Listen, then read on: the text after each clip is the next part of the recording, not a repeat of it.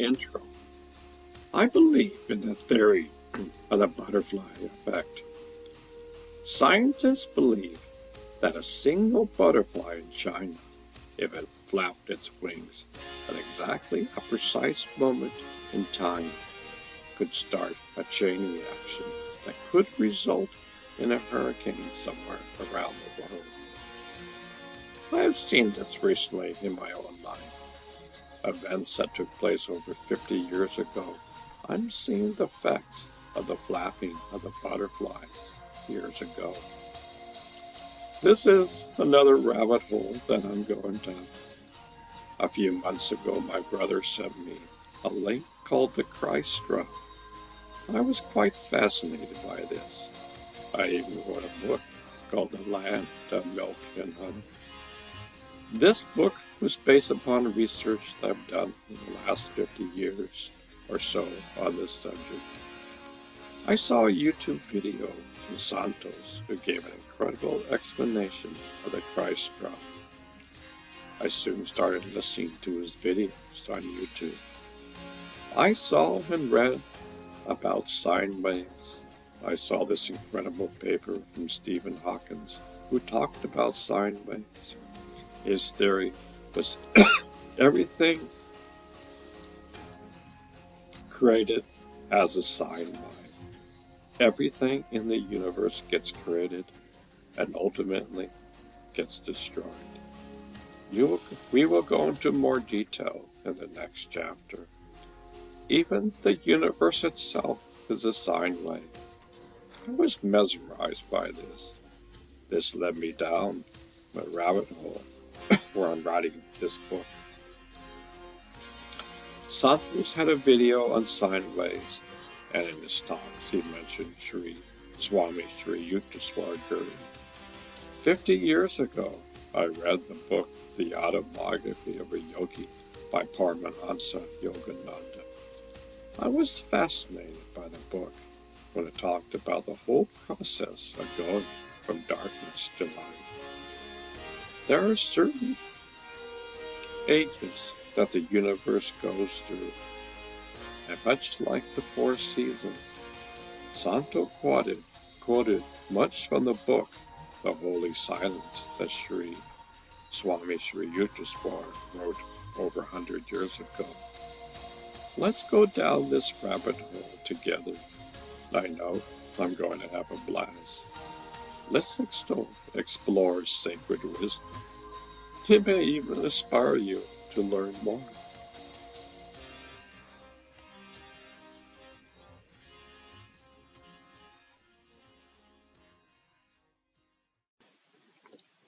Sine waves. The complete life cycle of the universe is a complete one-period sine wave, negative to positive. Half cycle of sine wave represents active states, whereas positive to negative half cycle represents the latent state of the universe. Abstract. We know that everything has a life cycle. All living things, non-living things, countries, world, astronomical bodies, solar systems, galaxies, the universe. Everything has a life cycle. According to Fourier, any physical phenomena can be explained by a sine wave. Any arbitrary signal or physical phenomena is actually a combination of D constant art. A sine wave with fundamental time period and its harmonics. If we remove the harmonics from any arbitrary signal or physical phenomena, we will be left with only a sine wave, a fundamental period. The sine wave of fundamental period possesses over 90% of the single's energy. This, if we remove all harmonics, we actually do not lose much energy of the signal. But we will get the basic shape of the signal or physical phenomena. A sine wave? A sine wave is the basic building blocks of all physical phenomena, including the life cycle of everything from my living things to the universe. A sine wave is the ideal shape of any life cycle. Little deviation is allowed by nature to form another shape from the basic sine wave. These deviations, although very little, can be termed as the effect of imaginary time that introduces unpredictability in the life cycle. The amount of deviation signifies the amount of unpredictability in the life cycle. The amount of unpredictability signifies the amount of imaginary time involved in life cycle. The amount of deviation, amount of harmonics, actually gives different shapes to the different life cycles. But if we do smoothing out the deviation by averaging them, we will be left with the sine wave basic building blocks of the universe.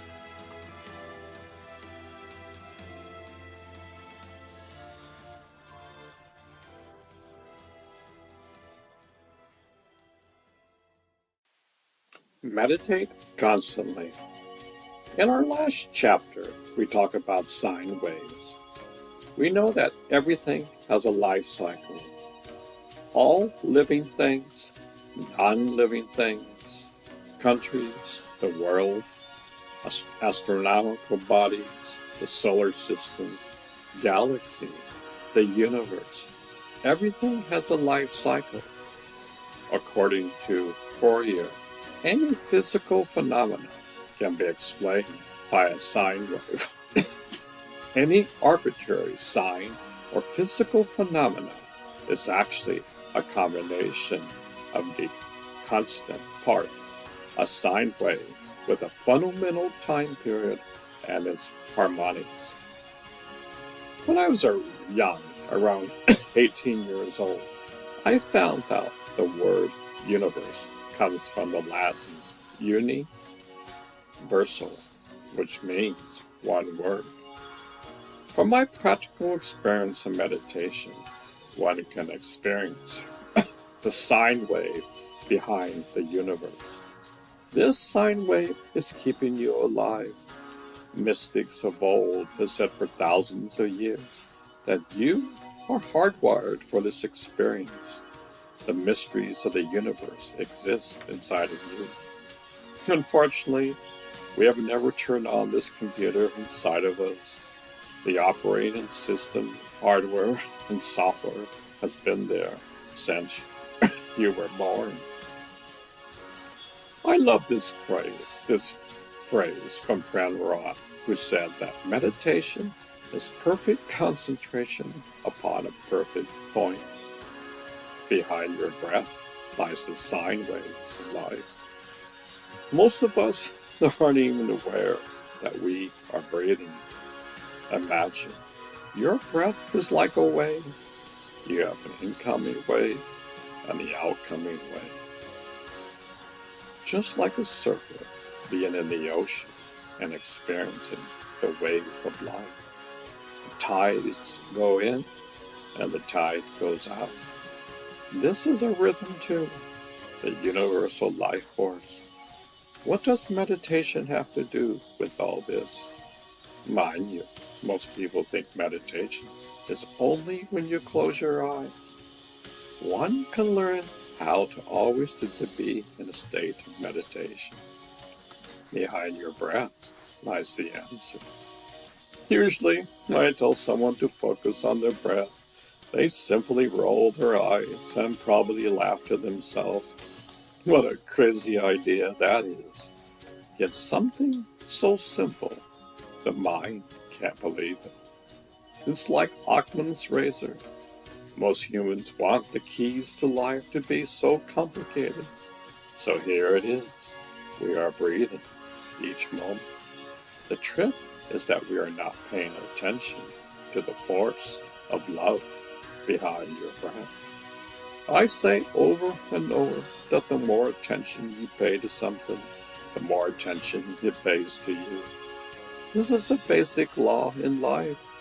People often ask if it is inside of me. Why don't I know about it? I would say, have you paid any attention to it? Do you know that the inner Joel exists inside of you? Let's be frank. It's quite simple. Many people simply don't want someone to rock their boat, to cause any waves.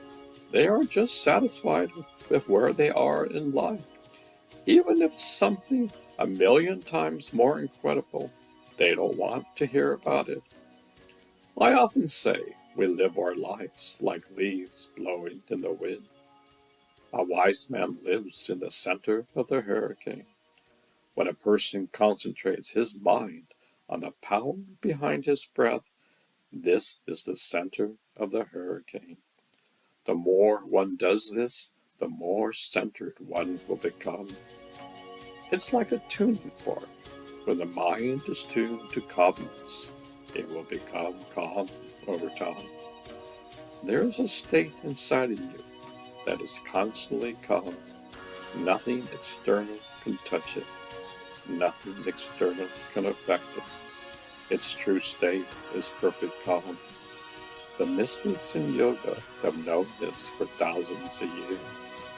Modern-day scientists know about the quantum field and how it is beyond time and space. They are studying the effects of meditation using the latest scientific instruments. These are exciting times for all of us. The human body was made for this. You are responsible for your chemistry set. Nobody turns on the chemicals inside of you. Only you do that. Just think, curveballs will always be thrown your way. If your life is trying to control the external world, you will indeed suffer and have pain. The external world has its pair of opposites. There is no disputing that fact. Everything morphs and changes. Everything comes and goes. Being in the center of the hurricane means the mind is perfectly still in the center of the hurricane. From that state, one can live in absolute calm and live in this chaotic world. It's like a lotus flower. A lotus flower lives in the dirty, mucky water, and yet the flower itself never touches the dirty water. This is our true nature. Granted, this does take time. One does not leap into infinity. Baby steps are taken, yet each step brings us closer to our goal. We are going from darkness to light. The ancient ones would talk about the sine wave. They wouldn't say sine wave, yet they would probably say the wave of life and love. There is a primordial vibration that is keeping the entire universe alive. This primordial vibration is keeping you alive. There's a thread tying us all together. Because we are focused only externally, we think we are separate. Nothing can be further from the truth. Talk to any quantum scientist and he will say that the quantum field exists everywhere and you are a part of it. This is not some philosophy or theory. This can be a practical experience for you.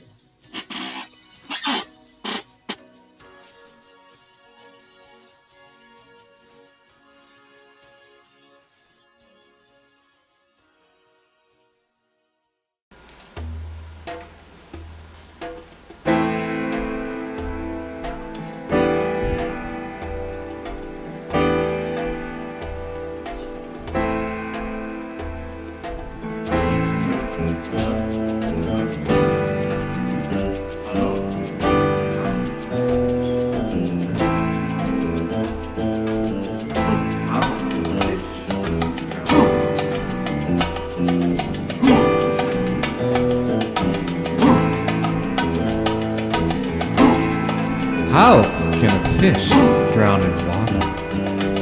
How can a man choke on his own words? How can pride and ego bring a country to the brink of war? How can the loss of innocence take away the child inside? How can man pretend to be so smart when he's sawing off his own limbs? Sit still and listen. Inside the silence lies such peace.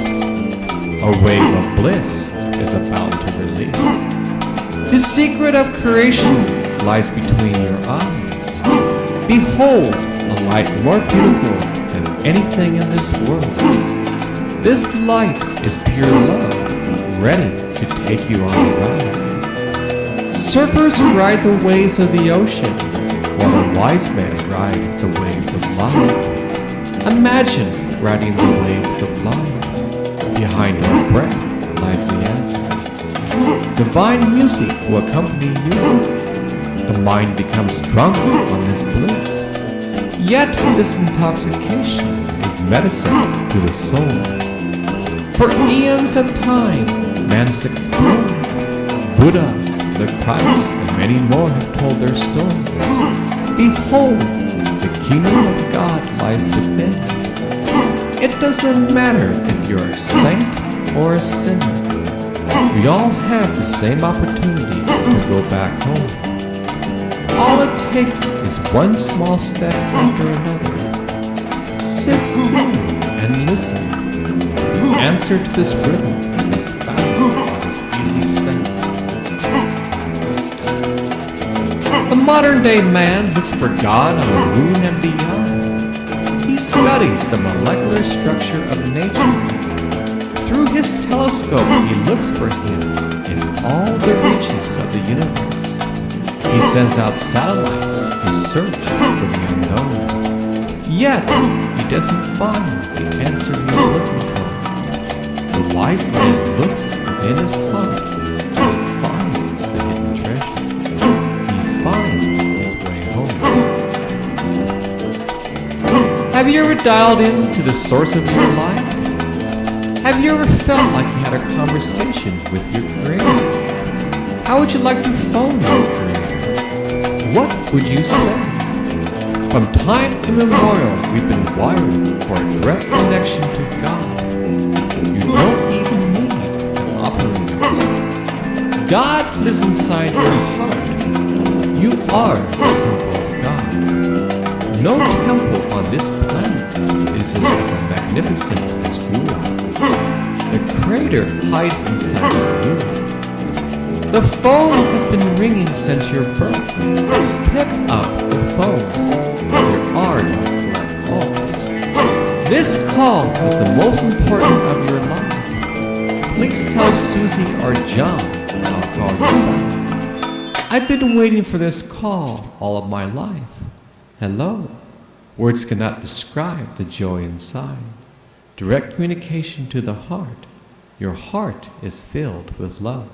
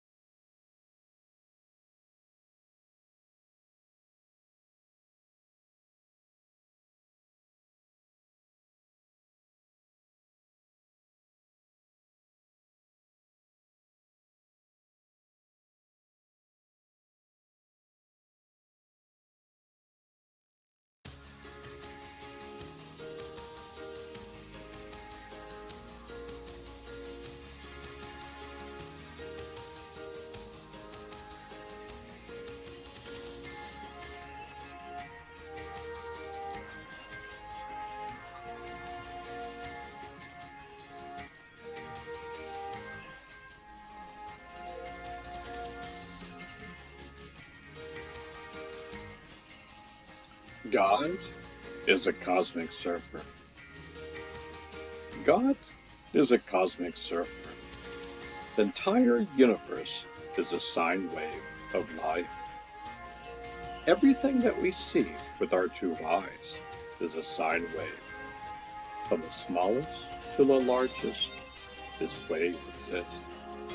Even the universe itself is a sine wave, according to Stephen Hawking. One who understands and concentrates on the power behind the breath understands this riddle.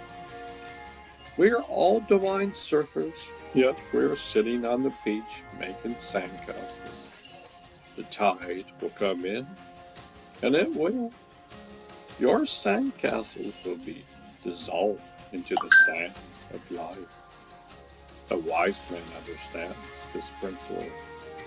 He knows that the wave of life exists behind the breath. The same way the universe serves is the same way we all serve.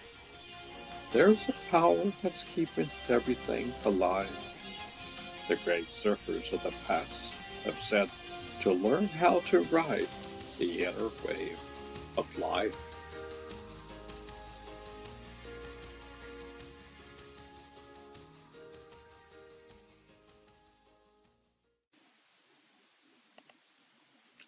A short discussion with mathematical calculations of the yugas or ages will explain the fact that the present age for the world is Dwapara Yuga, and that 194 years of the Yuga have now, AD 1894, passed away, bringing a rapid development in man's knowledge.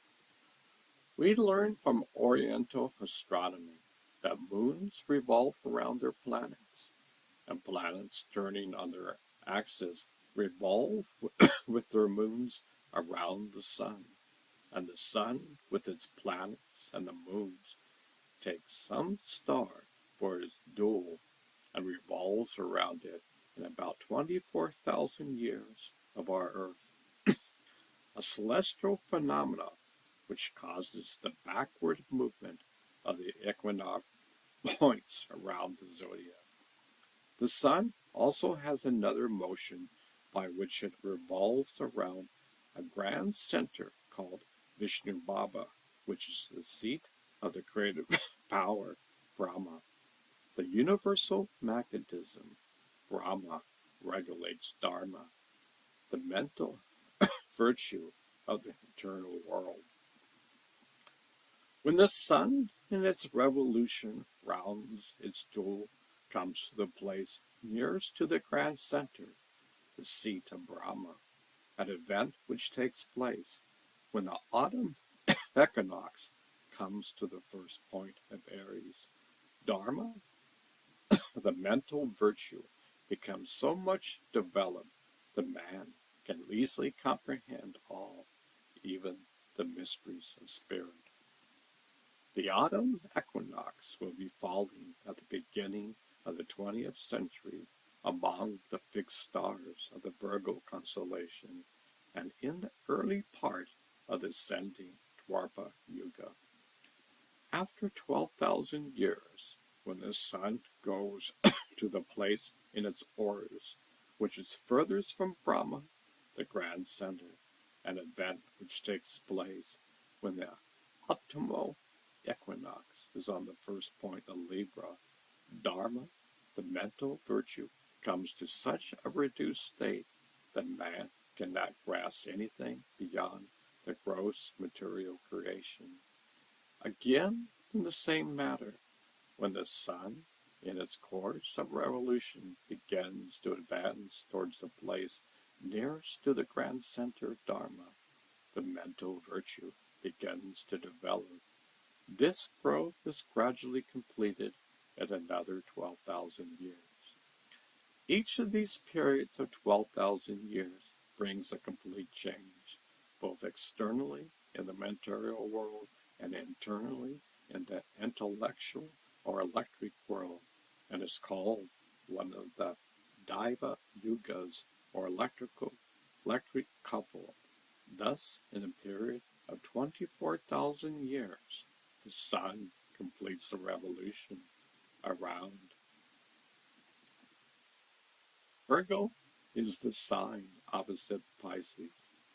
The autumnal equinox is now falling in Virgo. The opposite point, the vernal equinox, is perfectly now falling in Pisces. Western metaphysicians who consider the vernal equinox to have chief significance, therefore say the world is now in the Piscean age. The equinoxes have a retrograde movement in the constellation. Hence, when the equinox leaves Pisces Virgo, they will enter Aquarius Leo. According to Swami Sri Yukteswar's theory, the world entered the Pisces Virgo age in AD 499 and will enter the Aquarius Leo age 2,000 years later in AD 2499. Publisher's note. Dual and finishes one electrical cycle consisting of 12,000 years in an ascending arc and 12,000 years in a descending arc.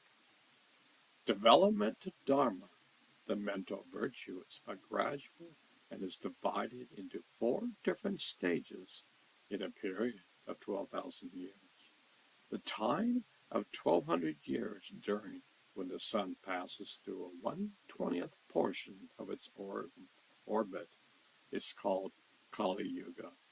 Dharma, the mental virtue, is then in its first stage and is only a quarter developed.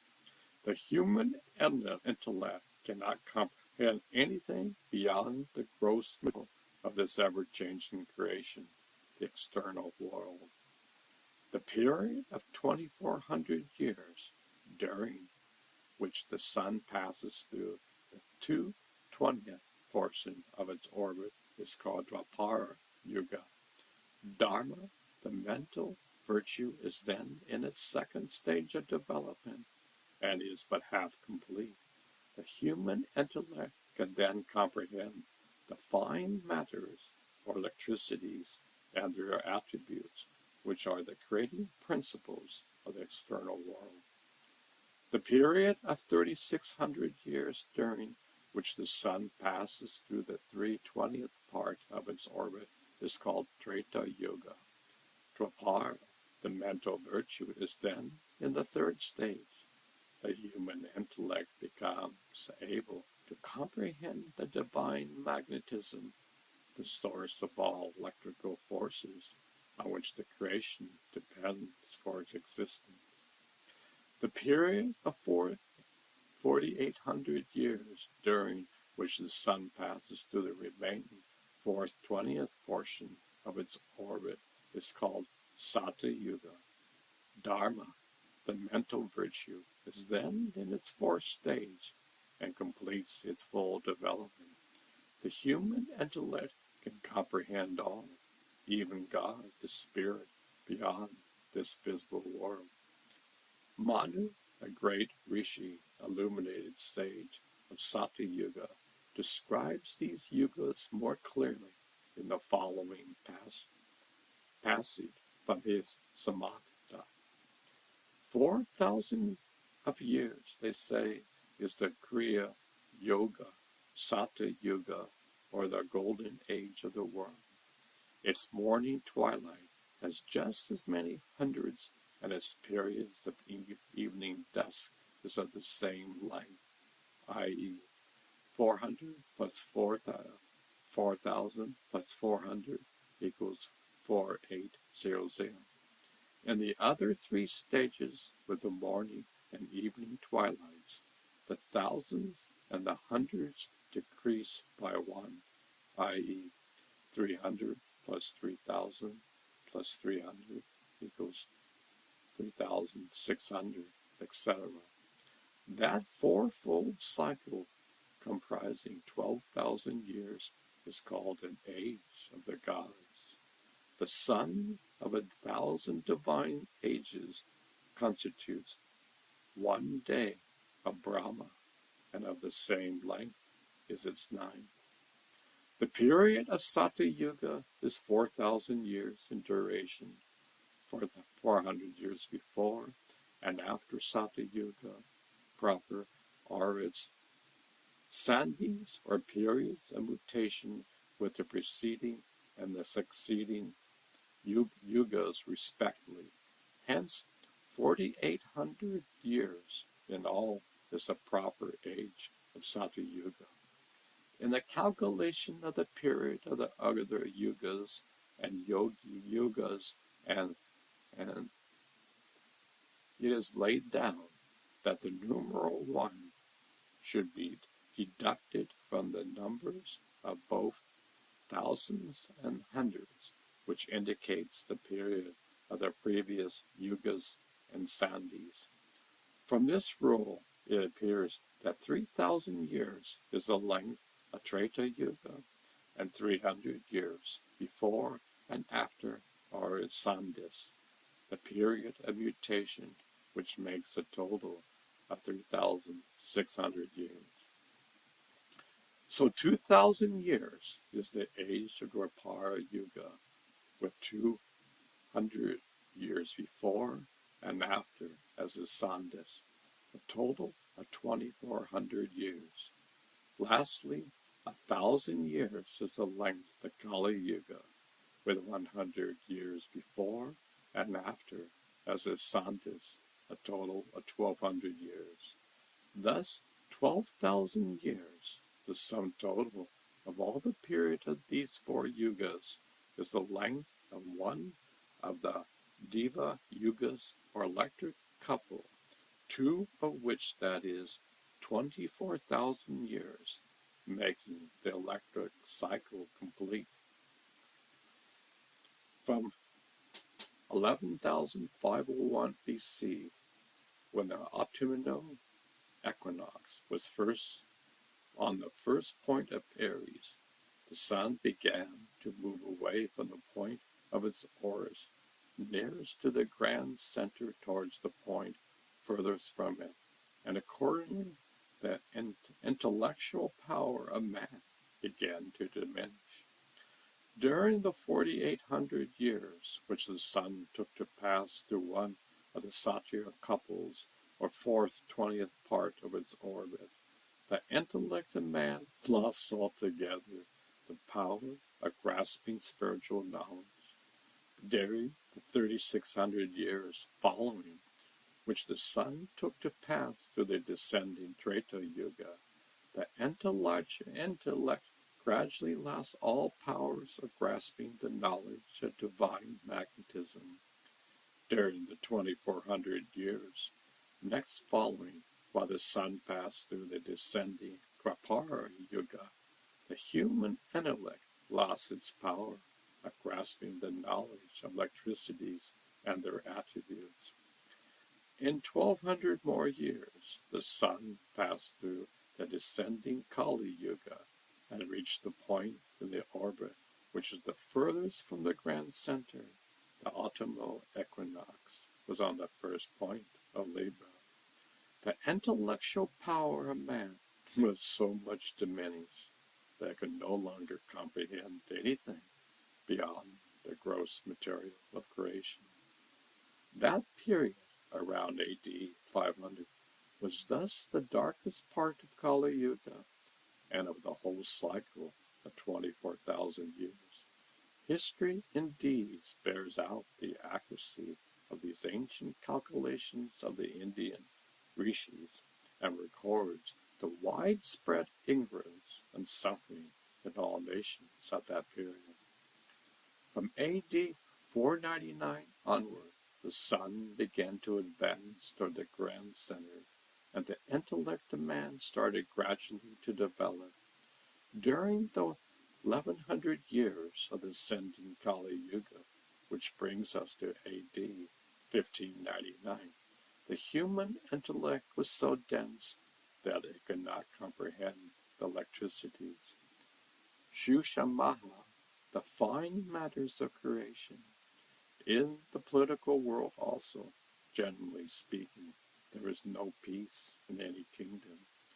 Subsequent to this period, When the 100-year transition Sandhi of Kali Yuga set in to effect a union with the following Dwapara Yuga, man began to notice the existence of fine matters, Panchatamata, or the attributes of electricities, and political peace began to be established. About AD 1600, William Gilbert discovered magnetic forces and absorbed the presence of electricity in all material substance. In 1609, Kepler discovered important laws of astronomy, and Galileo produced the telescope. In 1621, Drebbel of Holland invented the microscope. About 1670, Newton discovered the laws of gravity. In 1700, Thomas Savery made use of a steam engine in raising water. 20 years later, Stephen Gray discovered the action of electricity on the human body. In the political world, people began to have respect for themselves, and civilizations advanced in many ways. England united with Scotland and became a powerful kingdom. Napoleon Bonaparte introduced his new legal code into southern Europe. America won its independence, and many parts of Europe were peaceful. With the advent of science, the world began to be covered with railways and telegraph wires. By the help of steam engines, electric machines, and many other instruments, fine matters were brought into practical use, although their nature was not clearly understood. In 1899, on completion of the period of 200 years of Dwapara Sandhi, the time of mutation, the true Dwapara Yuga of 2,000 years will commence and will give to mankind in general a thorough understanding of electricities and their attributes. Such is the great influence of time which governs the universe. No man can overcome this influence except him who, blessed with pure love, the heavenly gift of nature, becomes divine. Being baptized in the sacred stream, Pranvana, the holy Om vibration, he comprehends the kingdom of God. The position of the world is in the Dwapara Sandhi era at present, AD 1894, is not correctly shown in the Hindu almanacs.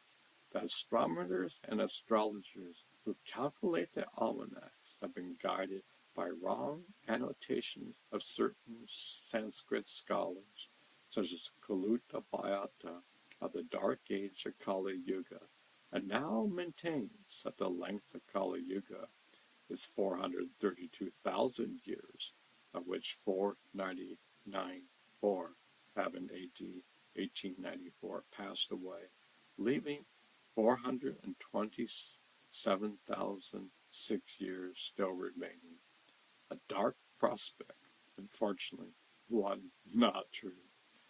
The mistake crept into the almanacs for the first time about 700 BC during the reign of Raja Parshid, just after the completion of the last descendant Dwapara Yuga.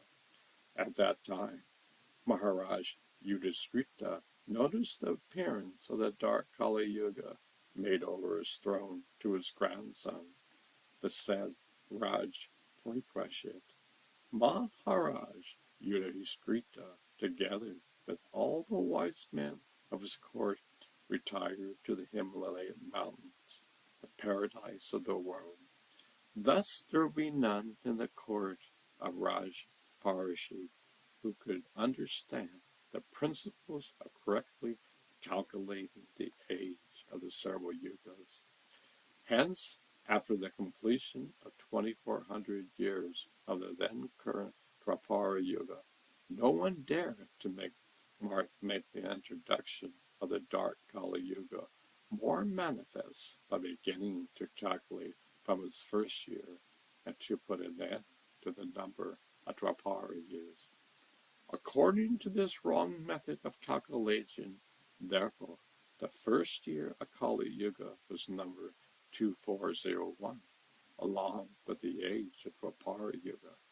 In AD 499, when 1200 years, the length of the true Kali Yuga, was complete, and the sun had reached the point of its orbit furthest from the grand center, when the autumnal equinox was on the first point of Libra in the heavens, the age of Kali, in its darkest period, was then numbered by 3,600 years instead of by 1,200. With the commencement of the ascending Kali Yuga after AD 49, the sun began to advance in its order nearer to the grand center, and accordingly the intellectual power of man started to develop. Therefore the mistake in the almanac began to be noticed by the wise men of the time, who found that the calculation of the ancient rishis had fixed the period of one Kali Yuga at 1,200 years only. But as the intellect of those wise men was not suitable to develop, they could not make out the mistake itself and the reason for it. By ways of reconciliation, they fancied that 1,200 years, the real age of Kali, was not the ordinary years of our earth, but were so many Daviya years, years of the god, consisting of 12 Deva months of 30 Deva days each, with each Deva day being equal to one ordinary solar year of our earth. Hence, according to these men, 1,200 years of Kali Yuga must be equal to 432,000 years of our earth.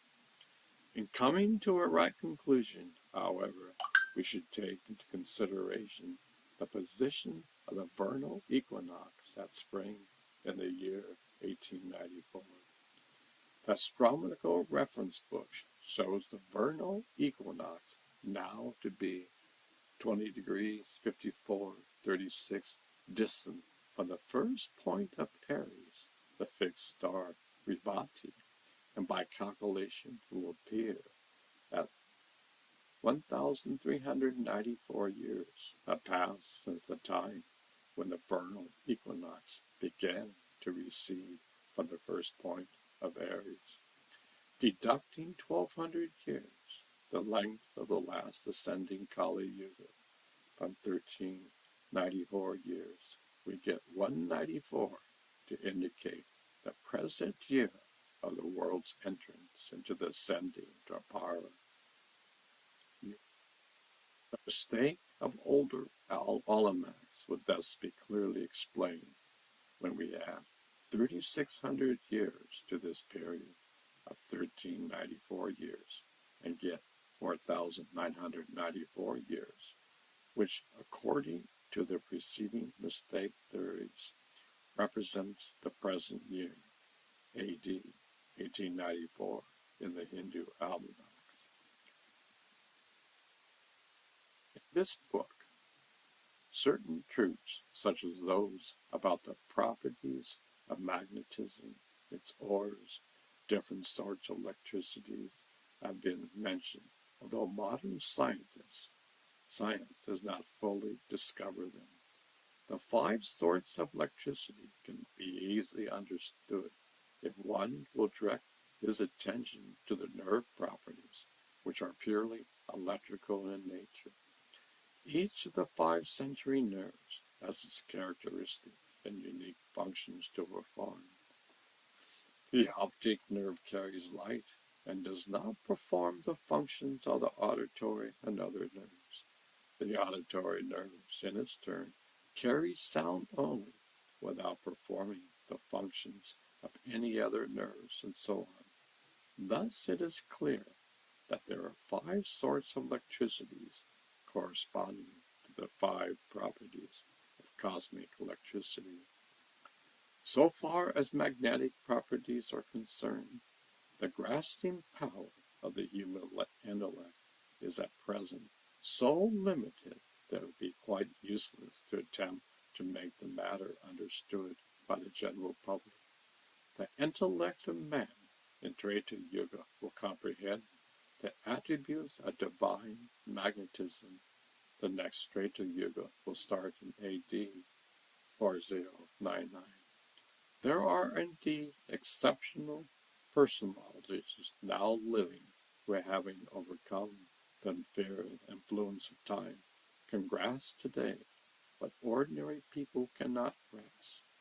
But this book is not for those exalted ones who require nothing out of it. In concluding this introduction, we may observe that the different planets, exercising their influence over the various days of the week, have lent their names to the respective days. Similarly, the different constellation of stars, having an influence over various months, have lent their names to the Hindu months. Each of the great yugas have much influence over the period of time covered by, and hence in designating the years, it is desirable that such term should indicate to which yugas they belong. As the yugas are calculated from the position of the equinox, the method of numbering the years in reference to their respective yuga is based on a scientific principle. Its use will alleviate much inconvenience which has risen in the past owing to association of the various eras with persons of eminence rather than with celestial phenomena of the fixed star. We therefore propose to name and number the year in which this introduction has been written as 194 Dwapara instead of AD 1894 to show the exact time of the Yuga now passing. This method of calculation was prevalent in India till the realm of Raja Vigamadhiya, where the Samad era was introduced. As a Yuga method of calculation recommends itself to reason, we follow it and recommend that it be followed by the public in general. Now, in this 194th year of Dwapara Yuga, the dark age of Kali having long since passed, the world is reaching out for spiritual knowledge, and men requiring loving help one from the other. The publishing of this book, requested from me by my holy Parma Guru, Maharaj Babaji, will, I hope, be of spiritual services. Swami Sri Yukteswar Giri, Saranapur, West Bengal, the 26th Vulcan, 194, Dwapar, AD 1894.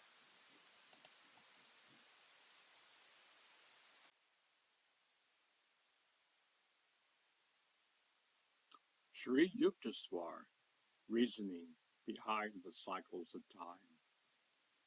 In much of India, the tradition has been that the world is still in Kali Yuga, and we have 300,000 more years of experiencing Kali Yuga before we evolve to Dwapara Yuga.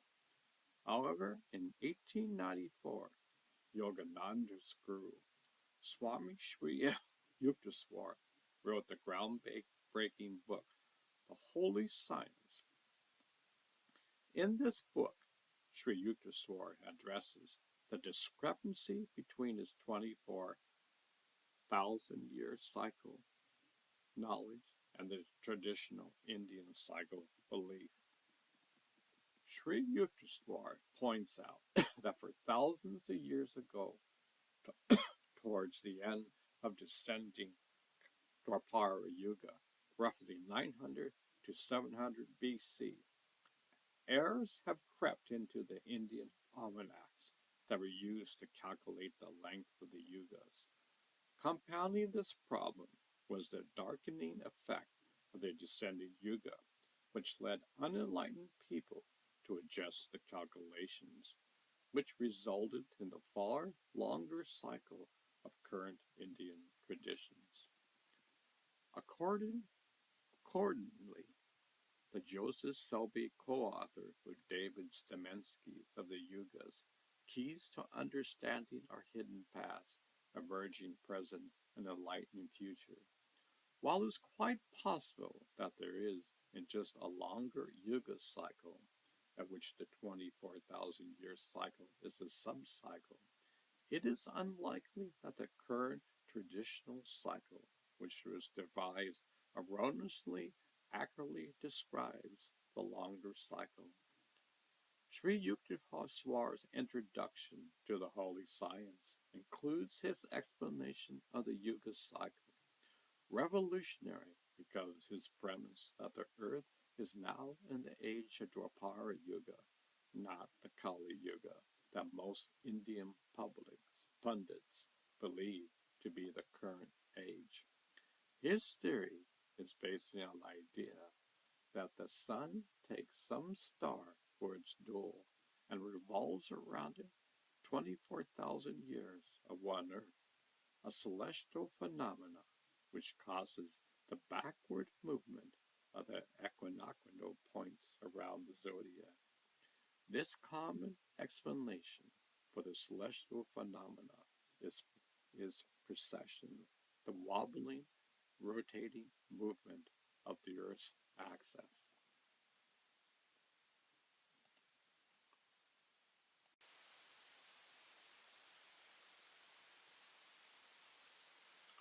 The Yuga cycles and yogic astronomy.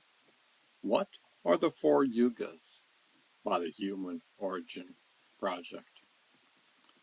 The ancient Indian civilization recorded some of the most masterful astronomy ever conceived, known as the Yuga cycles. It is a long-form calendar system that spans trillions of years. The yogic cycle mirrors the Greek great year described by Plato.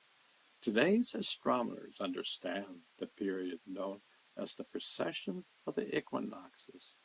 Precessions is a 920-year cycle that measures the slow rotation of the backward stars relative to rising sun on the vernal equinox.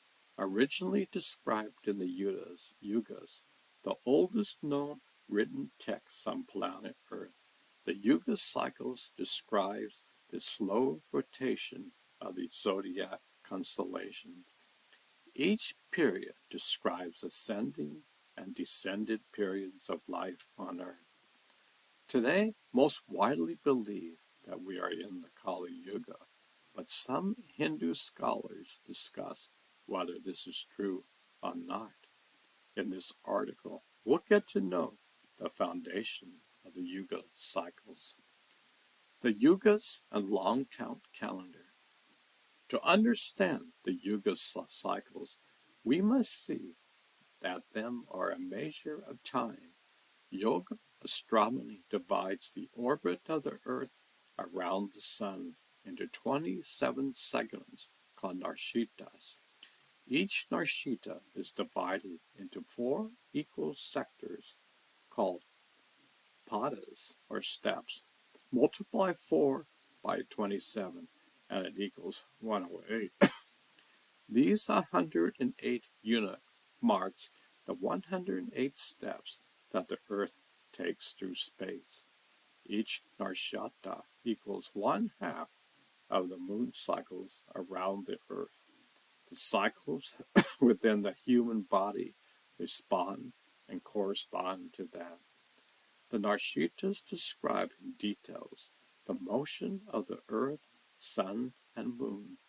The yoga cycles are a way to divide the motion of the Earth, Sun, and other astronomical figures. It's based on the notion that the Sun has a third motion as it revolves around its partner star somewhere in the cosmos. Today, binary star systems are known to be more common than single star systems. The Yuga cycles are broken into Satya, Treta, Dwapara, and Kali Yugas. Each of the four Yugas is assigned to specific amounts of time throughout the cycles. They generally have the rate of 4321, with the smallest denomination of this roughly 1,296 years. Today, the length of each period is disputed. Above is the most widely accepted version. However, we will explore the different interpretations in future articles. As the entire cycle is roughly 25,920 years long, the Kali Yuga, or Iron Age, lasts for 2,592 years. The Satya Yuga, or Golden Age, has a longer length of 10,368 years. While estimating these times, we must take into account the elliptical orbit the Sun makes with its supposed binary twin. As it approaches its twin and encounters a greater gravitational pull, the Sun behaves similar to a car approaching a sharp corner on a road. Its velocity decreases as it makes a close orbit around its twin before it is slingshot back into space once more. As it approaches, there will be such a gravitational pull on our Sun that we would stay in that area of the universe far longer than we would be away from it. Our Sun will be drawn with such gravity towards its twin before being slingshot back into space once more. What are the four Yugas? Satya Yuga, Treta Yuga, Dwapara Yuga, Kali Yuga. Satya Yuga, or the Golden Age. The Golden Age marks the time of humanity, purest area, when truth and love is valued all else and balance reigns on the planet. It is believed that spiritual senses are at their peak too, when mankind's ability to perceive the non-material at an all-time high. As humanity is currently in the depths of the Kali Yuga, we are at the lowest point of the descending cycle, about to begin the long journey back up. It won't be for roughly another 12,000 years, or half cycle, that we will return to the top of the Satya Yuga, or Golden Age. Treta Yuga, or the Silver Age. As we enter the third quarter of the Yuga cycle, humanity is thought to be able to comprehend the subtle energies at play throughout the universe. Things that seem unimaginable in modern times start to become perceived. These included sensing natural electromagnetics and other subtle energies like electricity in the air, as well as refined awareness of seemingly paranoia phenomena like synesthesia and telepathy. Dwapara Yuga, or Bronze Age. The second quarter of the cycle is linked to mental virtue. It is believed that during this period we'll begin to comprehend spiritual ideas and begin adopting them worldwide. Kali Yuga. The Kali Yuga is the fourth and present age of the world cycles of yugas, or ages. It is also the end of the four ages that comprise the cycle and is then referred to as the Dark Age. In Hindu belief, the Kali Yuga leads to destruction of the world and then the creation of a new cycle of the four yugas. It is filled with war and conflict. Spiritually, civilizations degenerates throughout the yuga as people drift further and further from the divine. At the end of the Kali Yugas, Hindus believe that Lord Shiva will come in the form of Lord Kalka to punish and cleanse the world, which will have devolved to the point of being incapable of enlightenment. The resulting transformation and recreation of the universe is the start of a new cycle of yugas. What yuga are we currently in? In his 1894 book, The Holy Science, Yukteswar Guri explains the link between the yuga cycles and human behavior. Kali Yuga, or the Iron Age, is where we currently reside. Being the first quarter is the lower point in the cycle, and we've only just beginning the ascending stage. It is at this time that humanity can barely perceive anything outside gross materialism. In other words, it can't get much worse than this. The numbers of years the Yuga cycle and great year takes to complete varies quite dramatically depending on which source you consult. But the most common number of 25,920 years has been adopted not only by modern researchers, but by most of the ancient world. This number is so important, in fact, that many ancient cultures understood this phenomena and based their system of measurement on factors of the length of the great year, and included these precessional numbers in many ancient structures found all over the world, from sites like Angkor Wat in Cambodia, all the way to the Great Pyramids of Giza in Egypt. Multiples of these numbers in some forms appear again and again, highlighting the importance they held over civilization from a bygone era. Although it may appear to be an ancient idea, we still incorporate these numbers into modern day life. 60-second minutes, 60-minute hours, as well as 24-hour days, all factors of the widely accepted Yuga cycle length of 25,920. While they are in the same length, the Yuga cycles is slightly different to the precession of the equinox, or great year, in that it measures eras of time in relation to humanity's perceptions of the universe. As the cycle flows, there are ascending and descending periods of time that are thought to tie to mankind's spiritual awareness.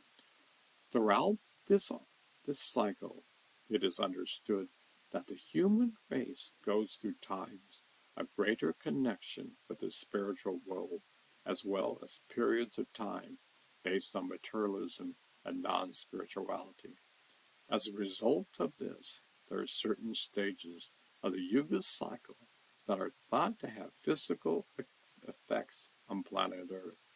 It is written by many ancient sources that the phenomena is not something of science fiction, but the astronomical cycle of sun's grand wide with its binary twin. How does the Yuga cycle work? Imagine the heavens as a grand clock with certain constellations relating to the numbers on that clock's face. Throughout the Yuga cycle, these constellations move through the sky, and depending upon where they appear, they help us calculate the current point within the cycle. The constellations are each represented by the sign of the zodiac, and depending upon which side is visible on sunrise or on the autumnal equinox, determines where we sit within the great year. As there are 12 signs of the zodiac, so too are there 12 months of the great year. Because the cycle itself is so long, the slow movement of stars are barely perceptible to us. In fact, it takes roughly a human lifetime, 72 years, for a star to move just 1 degree through the sky. Remember, it isn't until a full 360 degrees has been completed that a great year or Yuga cycle restarts. To get an idea of perspective, you can also try to measure this yourself. Next time there's a full moon and you're able to see it on a clear night, imagine it as being a half degree of the entire Yuga cycle. Double its diameter, and you're envisioning a full degree of the cycle. To understand this slow movement of the heavens, which has required extreme patience and information acquired over thousands and thousands of years. What causes the Yuga cycles? As the planet Earth moves throughout the cosmos, the Yuga cycle continually ticks like a master clock. But what causes this slow spin? While the background of stars is constantly moving as time goes by, there's one star that appears not to move at all, Sirius. What is interesting about Sirius star is the fact that it appears to be the sibling star to our sun. That is, it seems logical that our sun is in a binary relationship with it, causing it to appear still against a moving background of stars. This idea may be strange for us, but it was completely accepted by many ancient cultures from around the world. It has long been discussed by ancient cultures that the sun is not a lone ranger in the cosmos, but instead paired with a binary partner. This is the most apparent in the Hindu cosmology, with many references to this idea. Conclusion: it's still a mystery of how the ancients came to understand the Yuga cycles. For such a long period of time, a comprehensive picture would have needed insanely long observations passed down over many generations.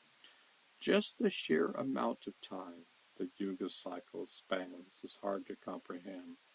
For the entire cycle to be observed by a culture, it will require 360 lots of 72 years. If we say 72 years is more or less the lifespan of just one individual, that is a whole lot of lifetimes to spend observing the skies. How do you think the ancients came to understand the Yuga cycles?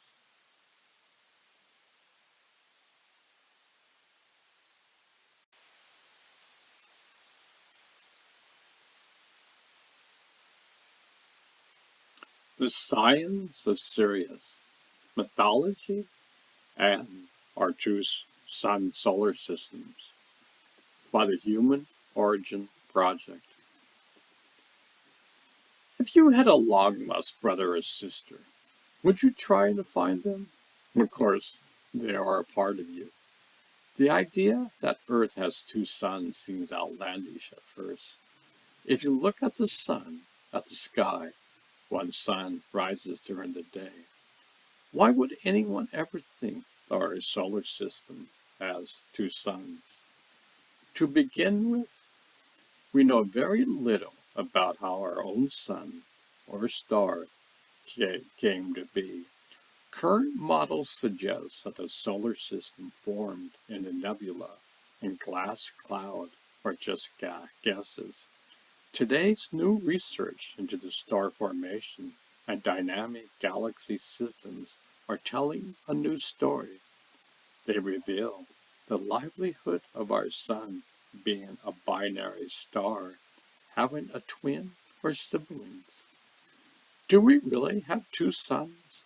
It's a very big question. The binary star hypothesis is building momentum. So what is the binary star partner of our sun? Everything we know about our sun relates to a calendar. It measures the Earth's orbit and other bodies in the solar system. Calendars have their roots all over the planet in ancient astronomy. Do these ancient societies understand the binary twins? Sirius mythology was the focus of ancient folklore all around the world. When we combine a modern and ancient view of the calendar systems, the evidence for a Sirius star partner becomes very apparent. Could the Sirius star not only be the brightest star in the sky, but our second sun? Would it prove Sirius mythology to be real? It's a mystery that, if solved, would be a critical piece of the human origin story. Do binary stars exist? Astronomy moved from an Earth-centered universe to a solar system model very slowly. In 1532, Copernicus wrote his sun-planet model, which he was too scared to publish. In 1632, Galileo was brave enough to do so. He was persecuted by the church for his effects. It took 200 years until 1835 for the solar system to be finally published again. Since the 20th century, astronomers are moving toward a similar leap in human thought. It is a known fact that most stars exist in binary systems. Today, astronomy is at the pursuit of the sibling of our own sun. It could be the biggest advancement of human thought since the discovery of the solar system. Our reality is the sun is a tiny star in a sea of potential brothers and sisters. The dynamic universe theory explains our solar system is in a spinning spiral galaxy. Within the swirling corkscrew, stars have orbital siblings or binaries. They come from star nurseries that birth multiple star partners. Research confirms binary systems are more normal than single systems. NASA states that 90% of stars begin with a binary partner. It also confirms that our solar system was once a binary system. We have stopped short of saying what that partner is. Let's now explore Sirius mythology alongside modern astronomy. The Gregorian calendar and leap year paradox. We take it for granted that the idea that the Earth rotates the Sun is the most influential force for life on Earth. From day-night cycles to seasonal change in modern society, it's easy to forget your deep connection to the Sun. Have you ever stopped to think about how your calendar tracks the movements of the solar system? The Earth rotates on its axis for day and night. It also orbits around the Sun for the year. The Gregorian calendar is the most widely used system today. It starts the date as month, day, and year. Years are split into 12 months. It's designed to measure the movement of the Earth around the Sun. Time is divided into day, or the rotation of the Earth on its axis, months, or the linear cycle, and years, the rotation of the Earth around the Sun. The problem is that it doesn't quite work right. Gregorian calendar years are an estimation. It uses leap years as fidgeting methods to stop the drift between solar and lunar years. There are actually 12.37 linear months to a solar year. That means without leap years, the calendar falls out of sync with the day and month cycles. Even with leap years, our calendar loses a day over the space of 3,200 years. That may not seem like a lot. However, research has recorded The Gregorian calendar results in seasonal drift. It's proof the system does not work properly. The Gregorian calendar nearly works. It is a reason that is out of sync due to a missing factor. Is the missing piece really that our solar system revolves around another star, otherwise known as a binary partner for the Sun? This orbit would influence the orbit of planets within our own solar system, exactly what calendars are supposed to measure. A binary star or two sun systems could fix the Gregorian calendar. As it turns out, ancient calendar systems are more accurate. The dog star, Greek calendar, and Ceres mythology.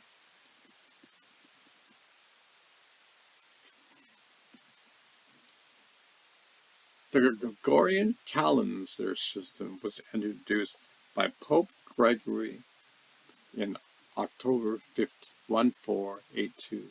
Roman dating systems were being adjusted on previous attempts to align the solar and lunar years. The Gregorian calendar was designed to improve the Julian calendar that was losing one day for every 128 years. This is very inaccurate. If we explore ancient calendars, we find different methods of measuring the solar years. The Greeks used the Hellenic calendar. There is actually no one set Hellenic calendar used across classical Greece. The calendars were different, but most used Sirius to calibrate the beginning of the year. That's the cycle that measures the rise of Sirius, also known as the dog star, known to the Greeks of Satis.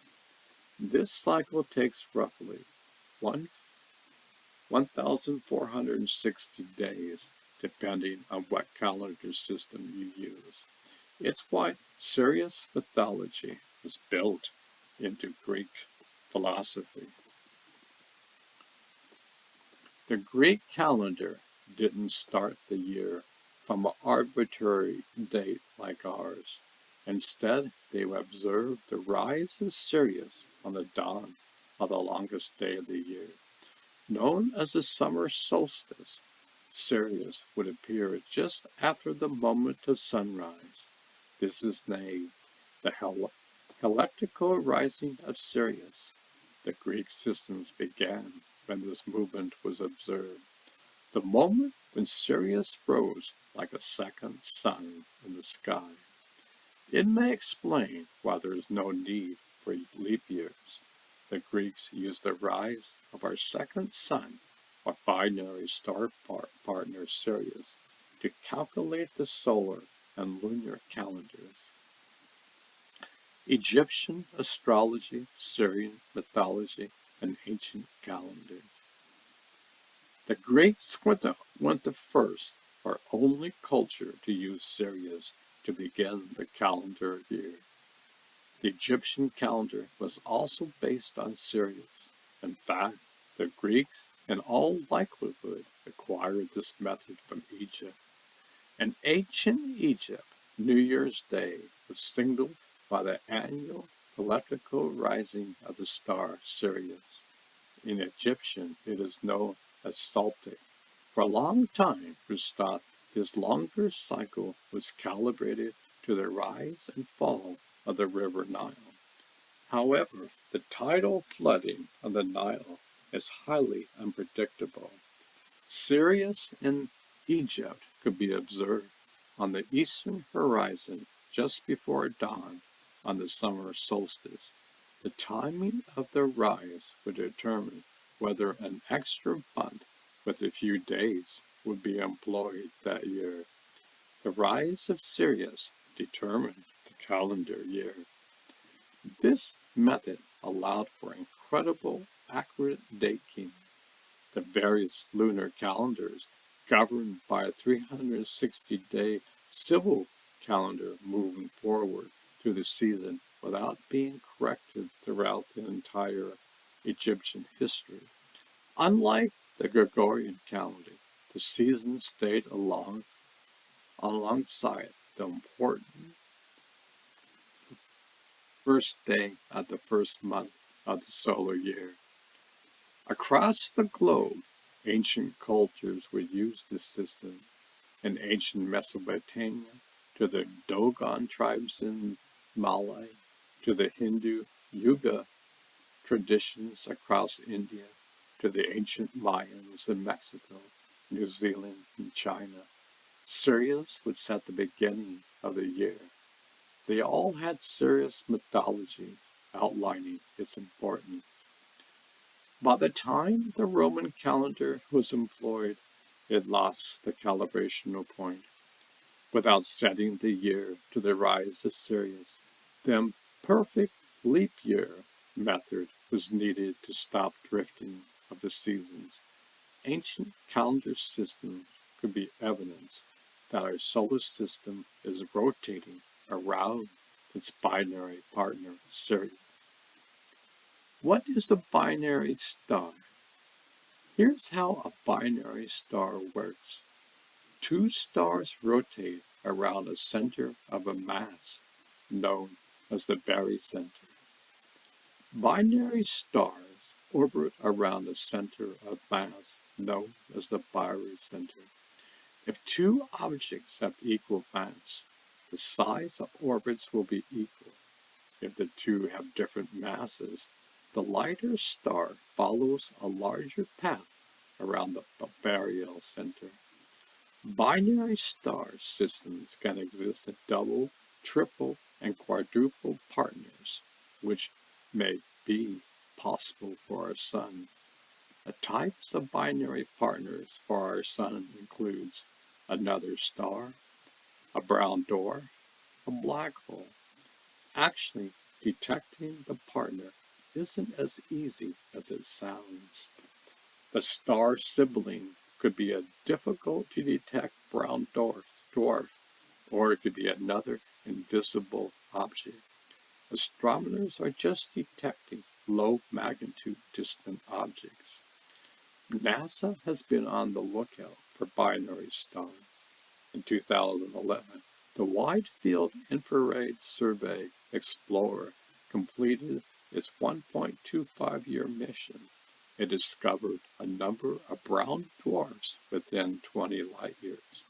However, none of these were located near the solar system, making them unlikely binary partners.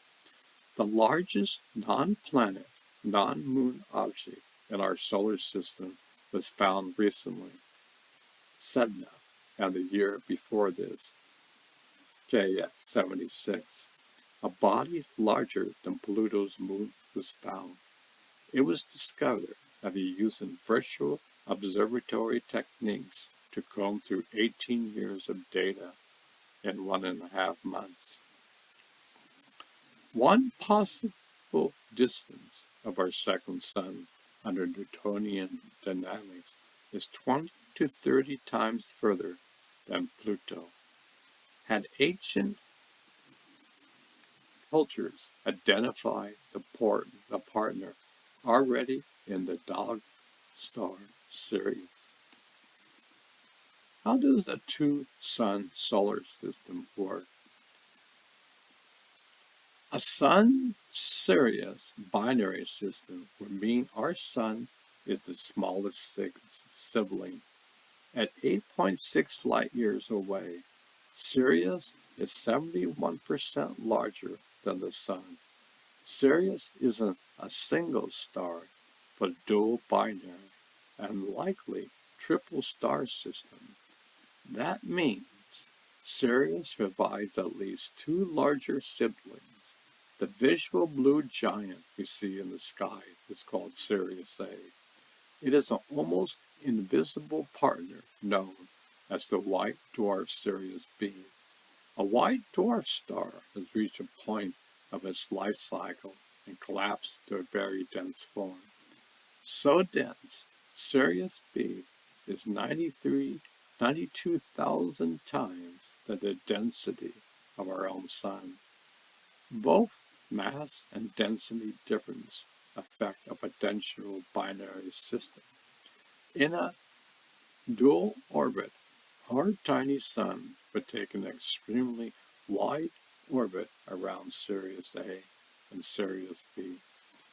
So wide, we may have not developed the technology to detect Sirius as our binary yet. In our solar system, the orbits orbit the sun, the planets orbit the sun, and the binary star system, the whole solar system orbits Sirius A and Sirius B. If this is the case, there will be ways to detect Sirius as our second sun. The precession of the equinox, of the notion of the motion of the solar system. One line of evidence for binary star system is the cause of the precession of the equinox. Precession is the very slow movement of the background stars in the sky. It's like a huge celestial clock that moves over a time period of roughly 24,000 years. The constellation that the sun rises into the spring equinox acts the arm like an arm of a clock pointing at the hour. Today, the sun rises very close between Pisces and Aquarius. The slow shift of these constellations is the precession of the equinox. What causes precession is still thought to be the lunar theory. It is the wobble of the Earth due to the gravity of the moon and sun. The dynamic universal model have revealed serious problems with the wobble or lunisolar theory. Newtonian equations that use the linear solar theory to calculate the rate of precession don't work. They set the movement of the sun at zero, motionless. However, it's now well known that our solar system is moving. Base precession of the equinox is far better explained as a movement of our entire solar system against the background stars. The binary star system helps for the lunar solar theory. It includes the speed of movement of the sun with the motion of the whole solar system that follows. And precession is the movement of the entire solar system. The question remains, what are we orbiting around? Can we link this orbit to the binary partner Sirius? Sirius, the flooding of the Nile, a precession paradox. Precession is the measure of the sunrise against the background of star constellations on the spring equinox. The constellation moves like 12-handed clocks across the sky. If Sirius is the sun's binary partner, like the sun, would have no motion against the star background. In other words, Sirius should not recess as the rest of the star's background do. For evidence, we can look at the history of Sirius in the sky. In Egypt, the rise of Sirius on the horizon marked the beginning calendar. For agriculture importance alone, it signals the flooding of the Nile that happened soon after. This method defies observation of precession of stars. Why would Sirius remain in this one spot? Sirius should process along with the other constellations. Then if it's not in a binary orbit with our sun, in which case it would stay steady and rise in the same place.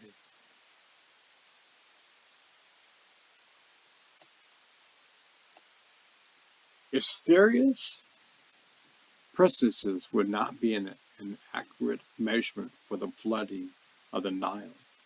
Today, the flooding occurs after the June rainy season in Ethiopia. It's where the Blue Nile arises.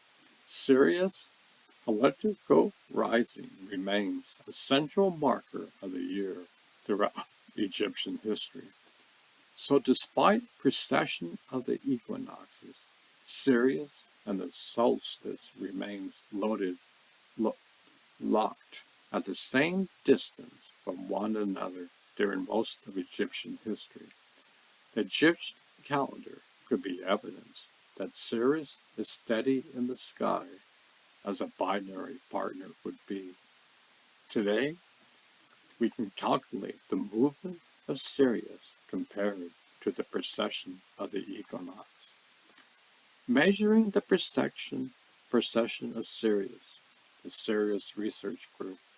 The Sirius Research Group has studied whether Sirius does indeed move with the Sun since 1988. They have recorded the position of Sirius for approximately 20 years. To date, they have recorded no movement in its location relative to the precession of other constellations.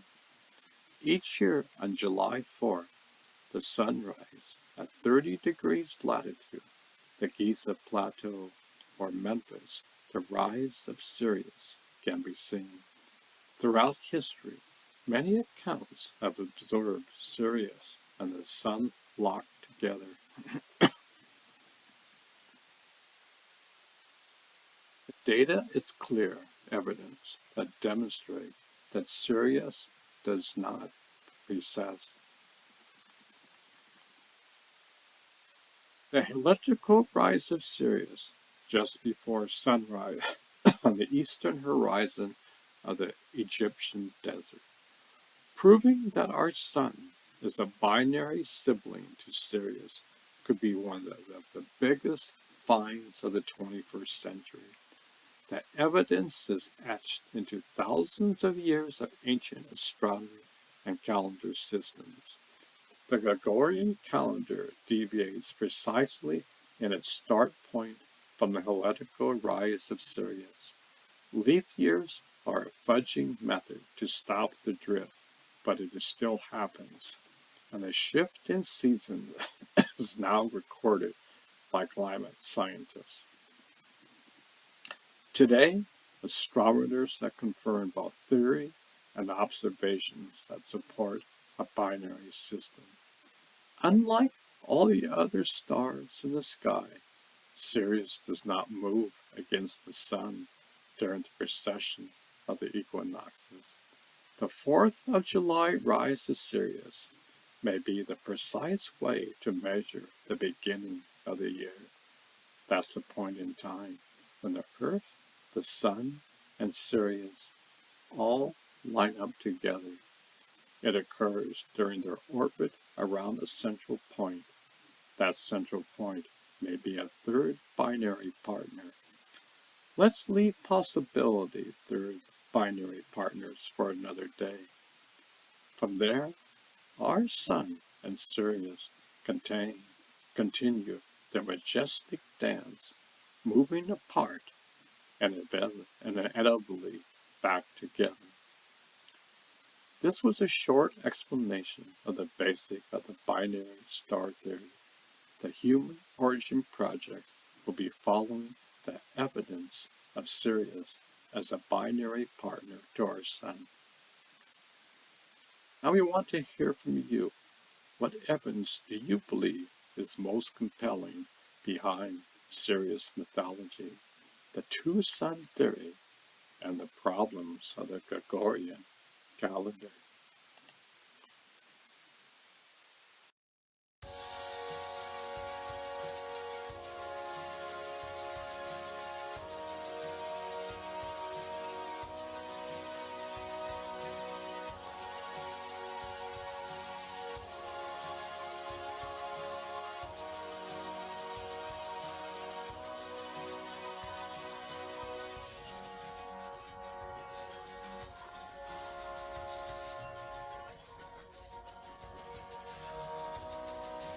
Binary stars.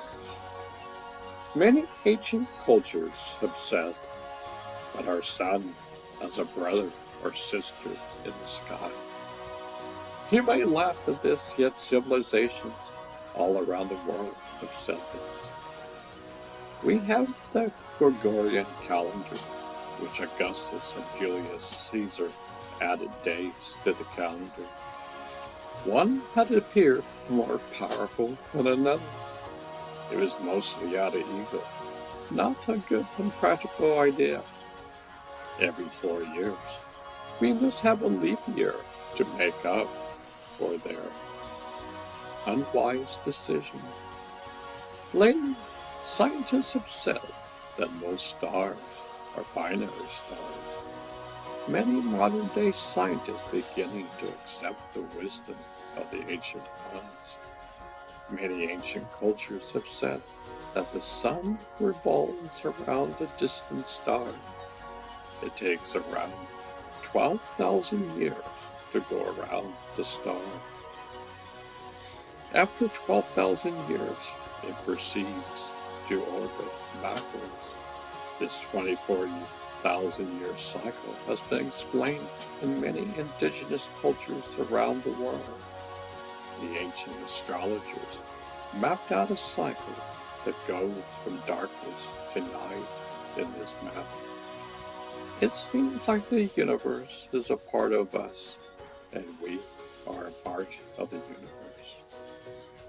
Guru Nanak once said that everyone knows that the ocean contains a drop of the ocean. Only a wise man understands that the drop contains the entire ocean. We are so busy texting on the freeway of life that the majority of people will never ponder and think what an incredible journey we are on. We are going from darkness to light.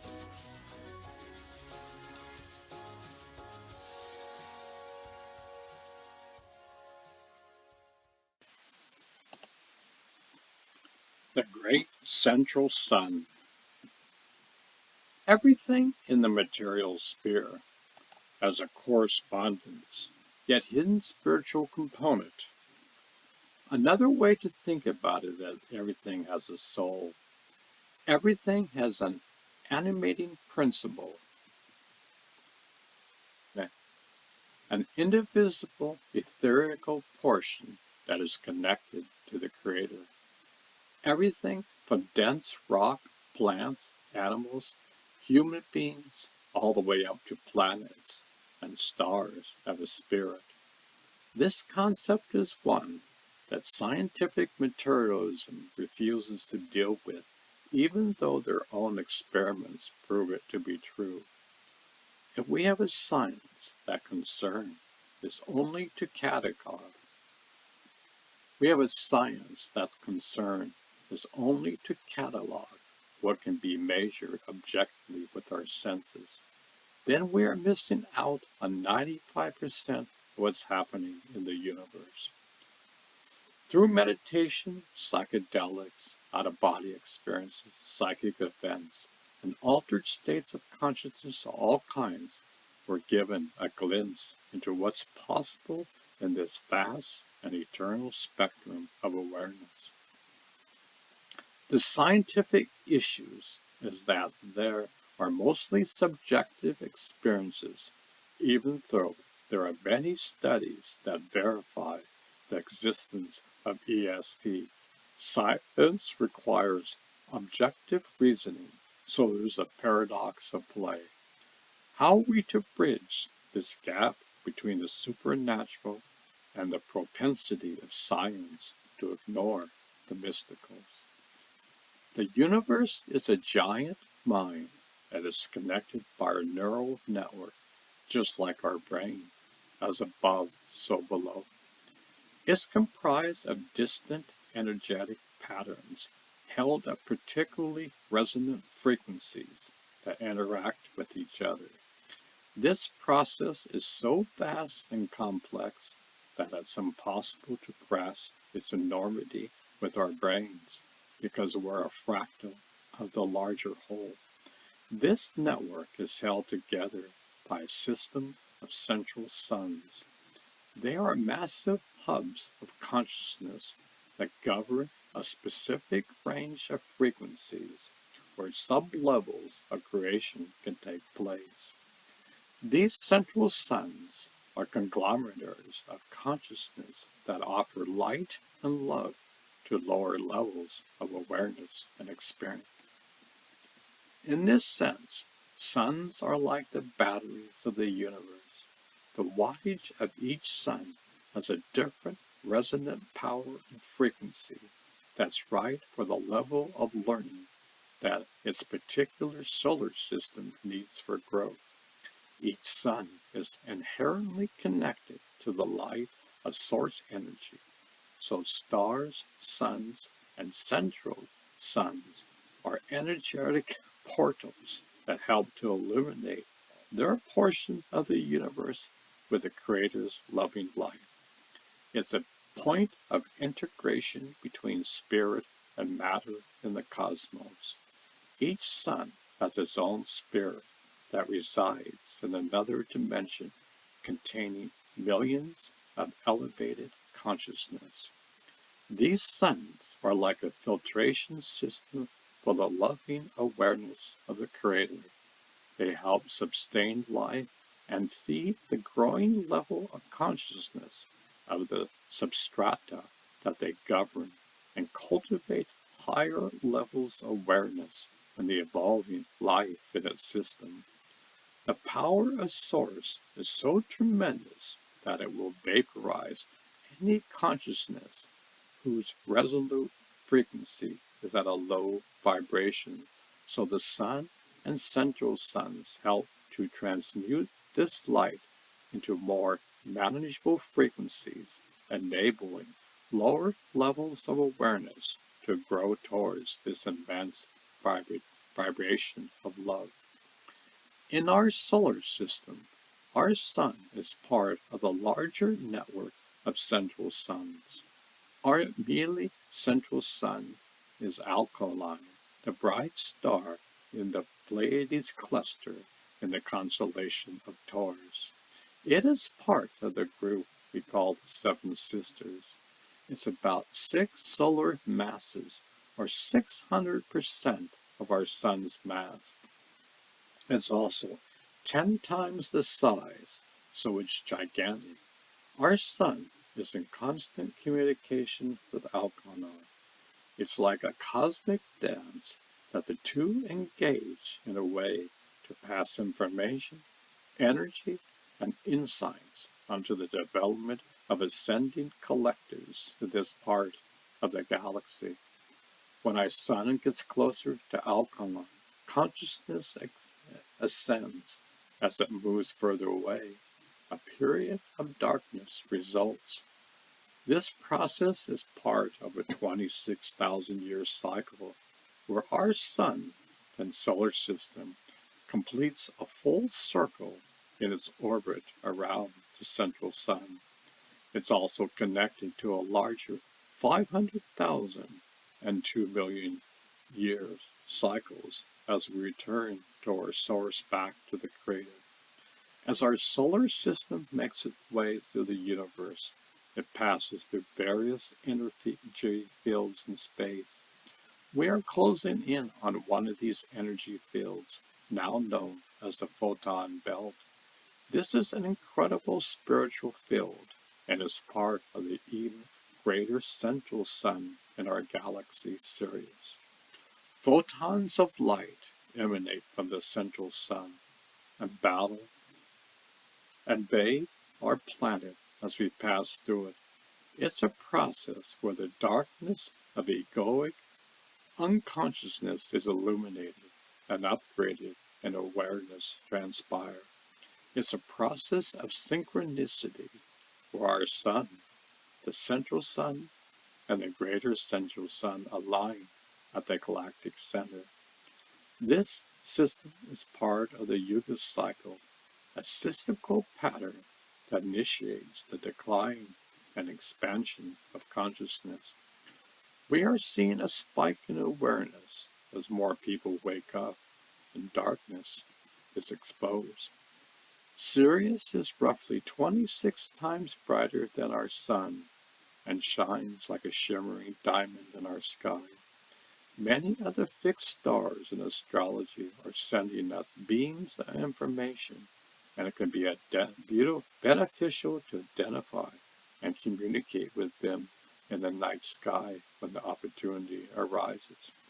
To have our planet or point in your chart at the degree of a fixed star has great meaning and effect on the life trajectory for better or worse. Regardless, the fixed stars are powerful portals of information transmission.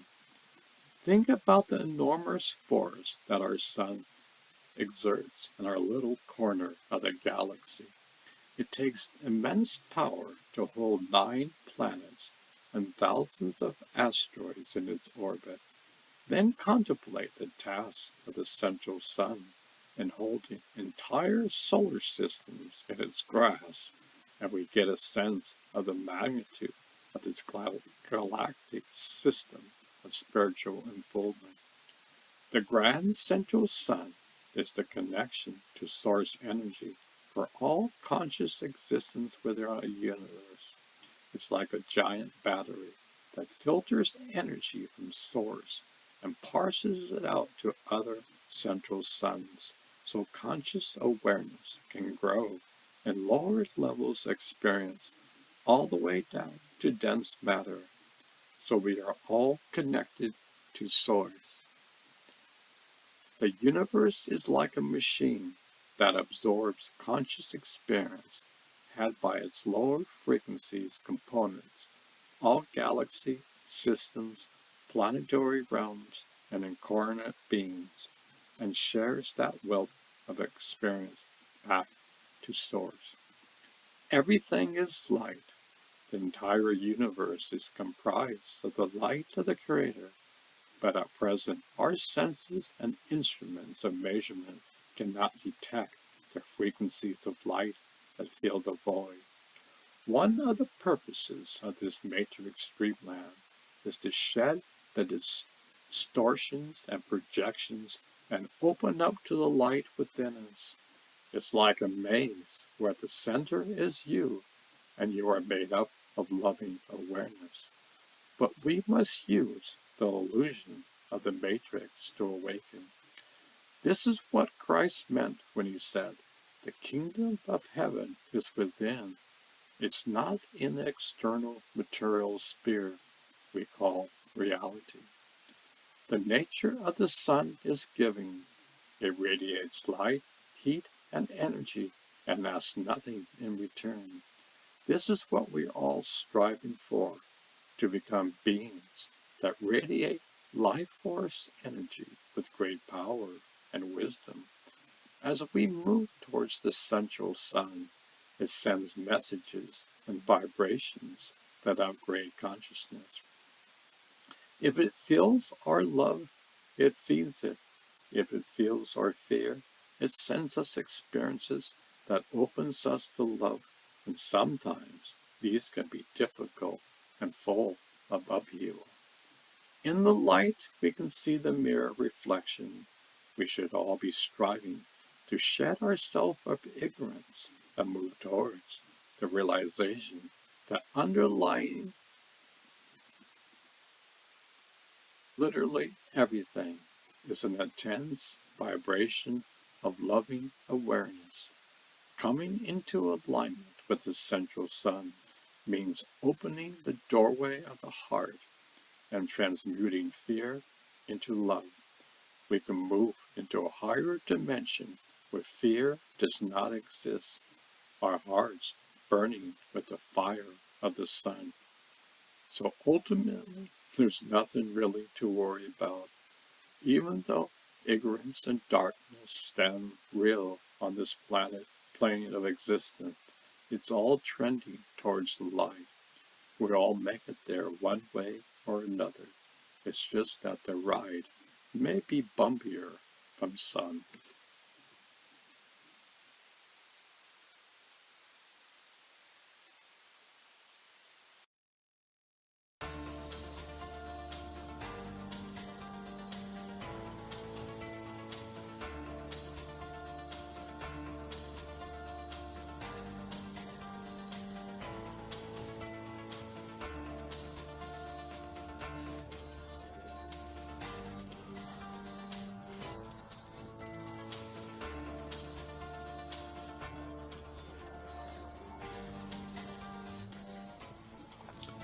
central sun.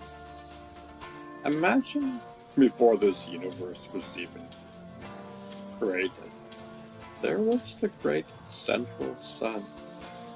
Mind you, it wasn't a physical sun. Modern day scientists would probably say this is the quantum field. In the quantum field, there is a universal mind. Albert Einstein's theory was that we are a fragment of the universal mind. Each one of us seems so separate, and yet our minds are the same. It is quite a paradox. Anyway, getting back to our story.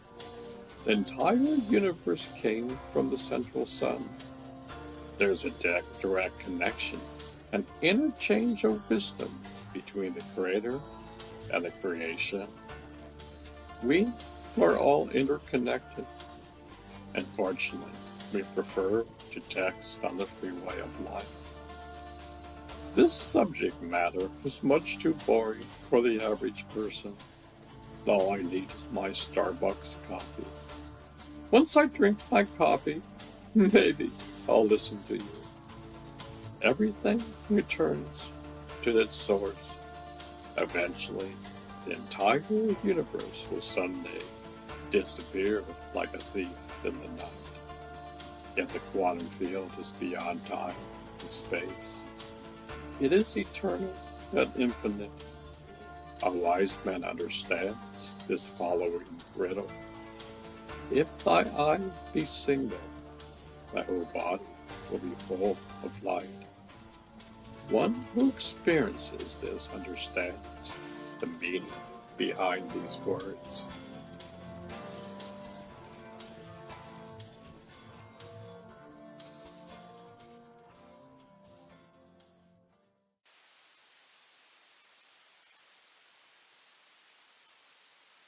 Darkness Before Dawn, The Big Picture. January 27th, 2021, by Jean Jacques. As we go through intensified global change and energy shifts, this thought-provoking series, Darkness Before Dawn, could not have come at a better time. In it, Jacques explores the transition we're going through and the greater impact of the position of the Earth. The precession of the equinox cycle. An alternate explanation for the current upheaval in the world is related to the Earth's present position in the approximately 26,000 years precession of the equinox cycle. This cycle refers to the shifting orientation of the Earth's axis caused by the pull of the gravitational forces of the Sun and other celestial bodies. These forces cause the Earth axis to be slightly tilted, and as it spins, it wobbles slightly over, since similar to the motion of a spinning top. The result is that the orientation of the Earth's poles is not constant. Over time, the north and south poles point to different constellations. Consequently, the star map that's viewable at night from any position on Earth changes over time too. The time it takes for the Earth's poles to come full circle to the point to the original positions again is variable, but falls within a band of 24,000 to 26,000 years.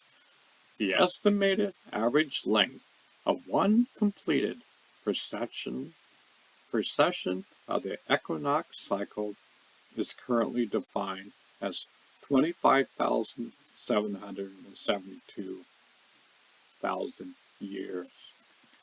A common astronomical framework.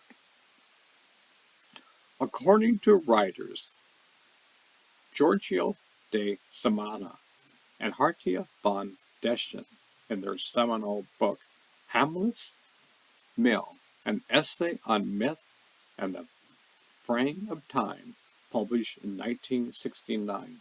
At least 30 ancient and not so ancient civilizations and cultures have used the precession of the equinox cycle for the mapping of time, making it the most common astronomical framework used for that purpose. Correlation, compatibility, and discrepancies. Interesting, the Maya civilization appears to be a notable exception. There seems to be no conclusive evidence that the Mayans based their calendars on the precession of the equinox cycle. Susan Milbrath, the creator of Latin American art and archaeology at the Florida Museum of Natural History, stated, for example, in a 2007 newsletter of the Institute of Maya Studies, "Nowhere do we see a Maya record that accurately records the cycle of precession of the equinox known to us today." Nevertheless, the Mayans' five-world model, explained in the article The Mayan World Tree, matches the length of the precession of the equinox cycle almost perfectly.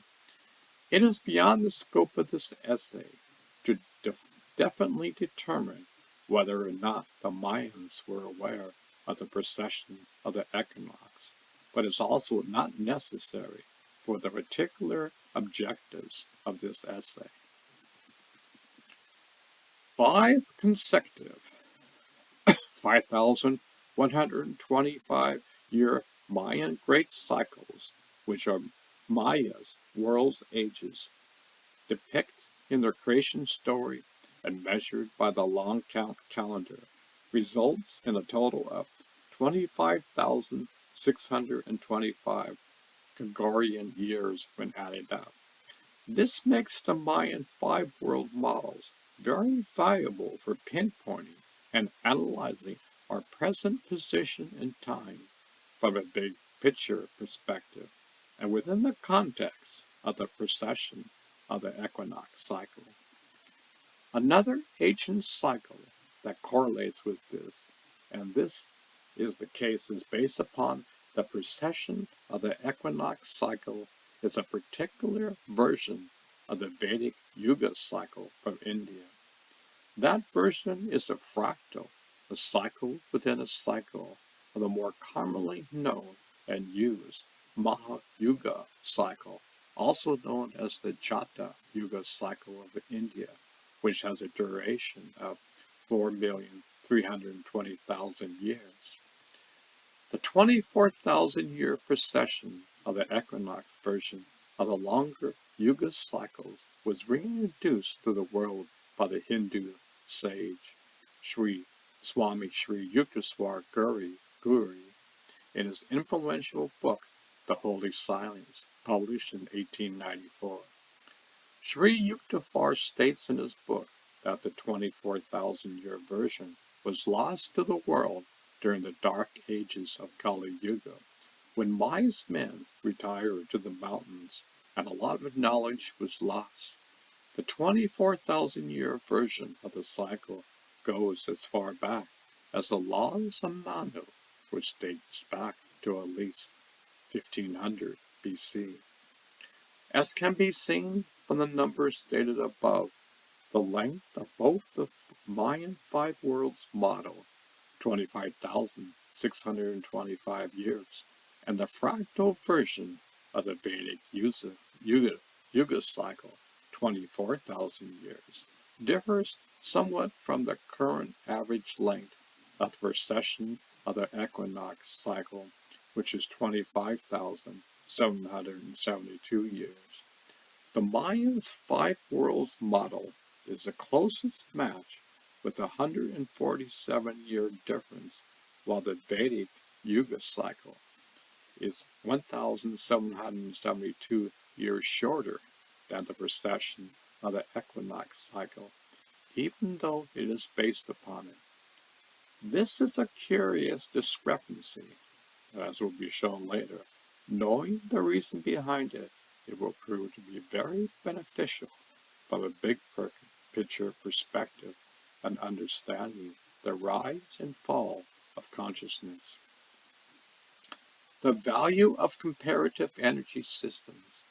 The advantage of using the above two cycles side by side is that both cycles measure and define consciousness, each in their own way, within the same overall time frame, which is the precision of the equinox cycle. By using both these complementary frameworks, a more holistic and comprehensive understanding can be arrived at. We are in a binary star system.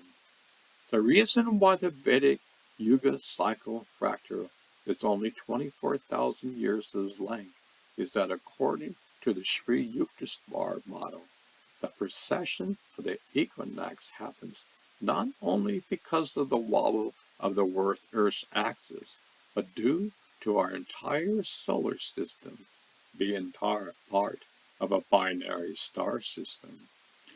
What that entails is that our sun is an elliptical orbit with a companion star, thought to be Sirius, around the two stars' common gravity centers, known as a barycenter. This concept is discussed in great detail in Walter Chittenden's acclaimed book, Lost Star of the Myth and Time, published in 2005. The premise is that when two binary stars move closer to each other in the region when their orbits overlap close to the barycenter, their orbiting speeds accelerate. Their mutual magnetism would increase as they move closer to each other. This orbit acceleration happens only for a portion of the full cycle, with the result being that their overall cycle is shorter in duration, resulting in only 24,000 years. Neither the modern understanding of the precession of the equinox cycle nor the Mayans' five worlds model takes this temporary acceleration into account mathematically. Should the two aforementioned cycles indeed factor such as phenomena in, those cycles would match the 24,000 year Vedic Yuga cycle closely. The reverse should be true too. If the 24,000 Vedic Yuga cycle ignores the currents of a temporary orbit oscillation, its length would naturally be closer to those of the other two cycles. Although modern science has not yet confirmed that our sun has a dual star, a lot of evidence point to being more likely than not. In 2017, it was announced that a physicist from Berkeley University and an astronomer from Harvard University had determined that it's almost certain that our sun originated as a part of a binary star system, and that most stars similar to our sun are almost certainly born as binaries. Walter Crittenden states in the second edition of his book, published in 2018, that according to NASA, more than 80% of stars are currently binary star systems or multiple star systems. The Vedic Yuga cycle as a framework for consciousness.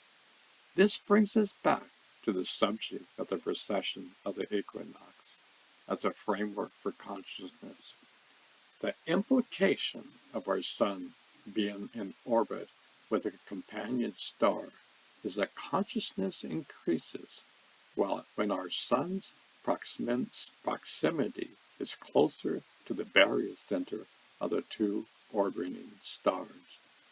This is where the Vega Yuga cycle is so valuable, because it defines that framework in detail. The top of the cycle is closer to the barycenter, and contains the highest, brightest, and longest age known as the Sata Yuga. This is the golden age with the most advanced level of consciousness. The two following levels further away from the very center are the Treta Yuga first, which is the Silver Age, and then Dwapara Yuga, which is the Bronze Age. Each level age is shorter than one before, and is incrementally lower in consciousness too, and they have their own particular characteristics as well. At the very bottom of the cycle is the notorious Kali Yuga age, also known as the Iron Age. This is the shortest and darkest age and contains energy that is dim, dense, and very materialistic. And these attributes are reflected in the general consciousness of humans who live during that age. When our sun is furthest away from the dual star orbit's common center of gravity, we are almost literally in the dark because we are so far away from the universal magnetism emanating from the binary center, which requires mental virtues.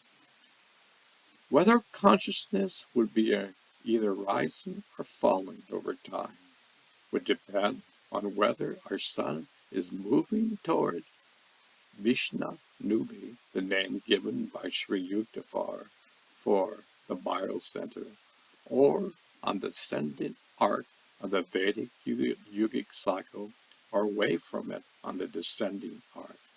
These two half-rounds of the overall cycles are called electric couples because vortex-like energy is said to be generated by the two of them by the orbit. As far as consciousness is concerned, a slow descent of spirit into matter happens on the sun's journey away from the barycenter, whereas a slow rise of spirit out of matter occurs on the ascending arc during the journey back to the top of the cycle. Where are we currently in the Vedic Yuga cycle? In the year 2020, we find ourselves 1,522 years along the ascending arc of the Vedic Yuga cycle. The shift point from the descending to the ascending arc happened in AD 498, when the context of the overall 24,000-year Vedic Great Year Yuga cycle, we can see that human consciousness is still relatively low in general, but the trend is always upward and will be so for thousands of years to come. The big picture view. The big picture view also is although we are clearly on the ascending arc of evolution in the long term, the Mayan fourth world to fifth world transition is causing an interim dark period where the collective consciousness of humanity is in turmoil due to a confluence of many shifting energies within the same timeline. Expectations versus outcomes.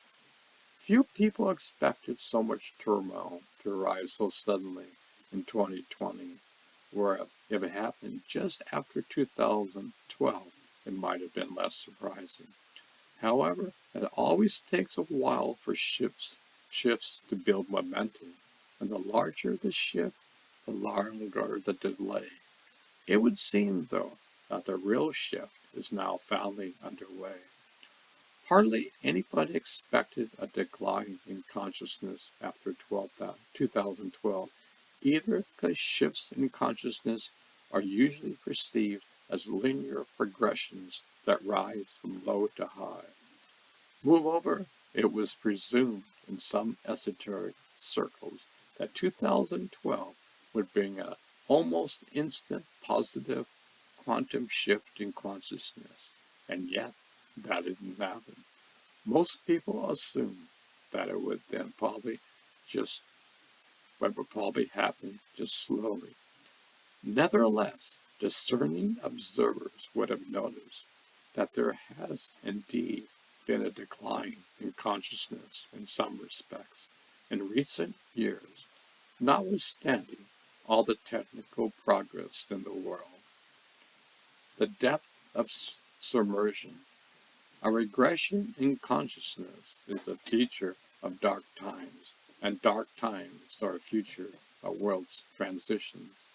The crux of the matter is that we don't know how deep this transitional submission into the collective unconscious will be, and we don't know how much of the world will be left standing after the collective emerges from its journey through the dark nights of the collective soul.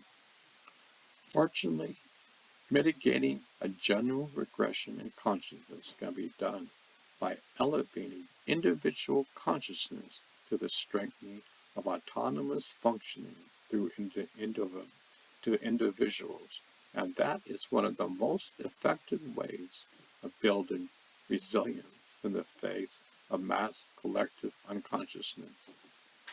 The light on the horizon. We will be surfacing from our transition submission at the higher level on the ascending arc of the Vedic great year cycle compared to the level where we went under. The question is, will our present level of consciousness be compatible with that higher level when we arrive there? The question will be explored along with others in the next chapter. Written by L.L. Mottinger.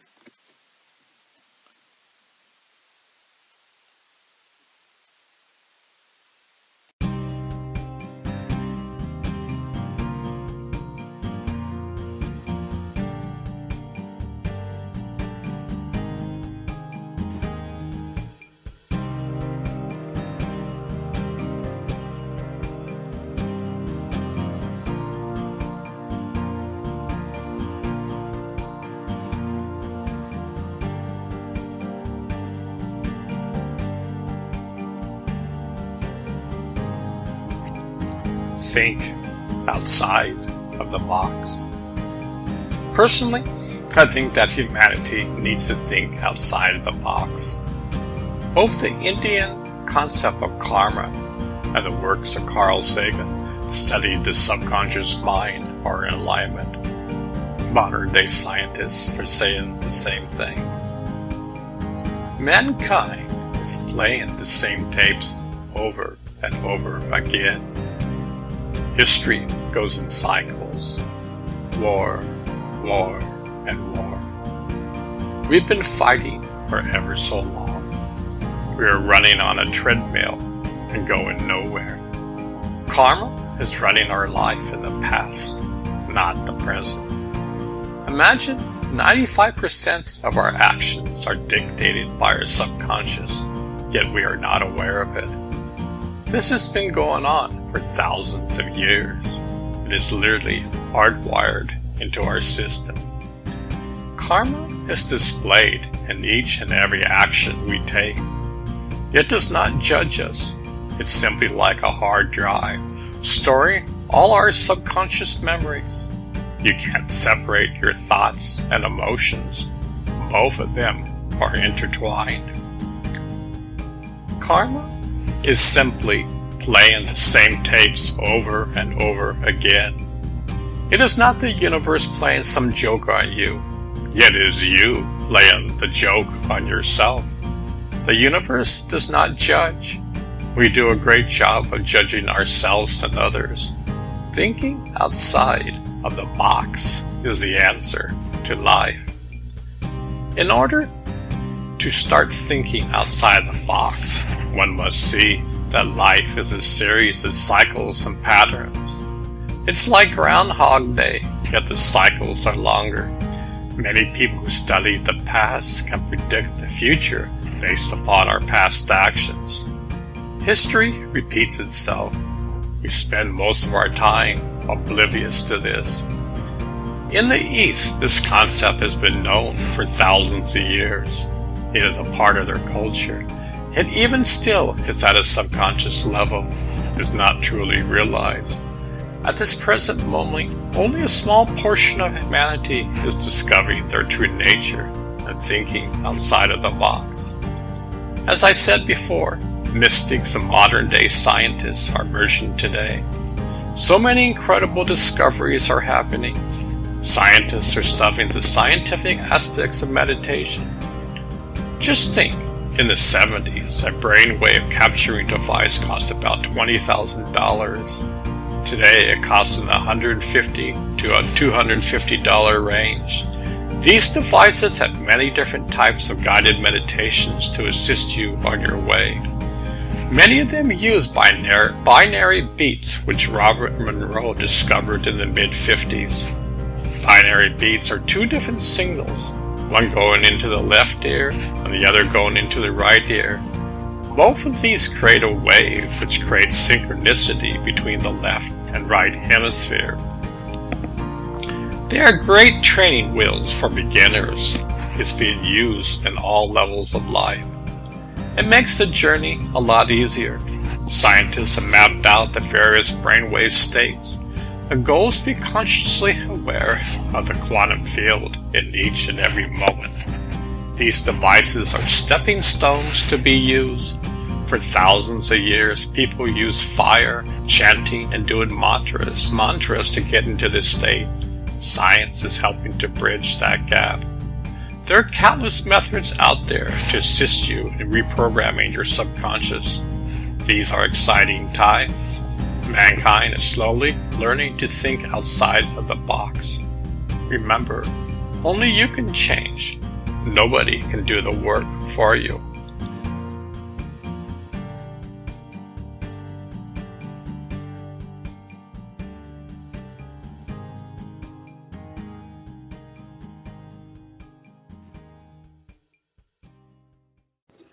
We come into this world knowing we are the universe. Over time, we have forgotten our true nature. We create masks to reflect who we think we are. Over time, we play stupid games with one another. My mask is better than yours. I'm declaring war on you. I don't like your mask. I'm going to gossip about you. I like your mask. I'm still going to gossip about you. The great masters have said, take off your mask, discover your true nature. Remember who you were before you were born.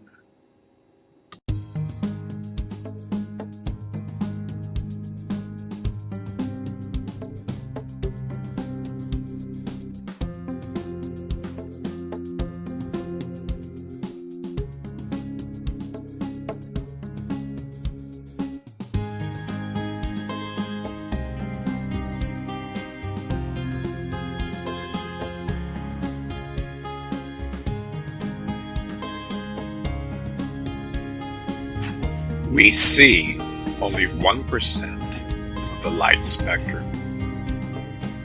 I find it quite fascinating that we see only 1% of the light spectrum. Yet, we have the hardware and software to discover God. One of the greatest mystics once said the following: "If thy eye be single, thy whole body shall be full with life." The world of science and mystics are merging together. Modern-day scientists are talking about the human body is wired to the quantum field. We can only see the 1% of the light spectrum with our physical eyes. Yet inside of us lies the pineal gland, which is the doorway to the quantum field. Mankind thinks what he sees is reality, yet we're almost missing the entire picture. The great mystics call this Maya. Maya is a great illusion. Ponder this over. We can't even imagine what we are missing.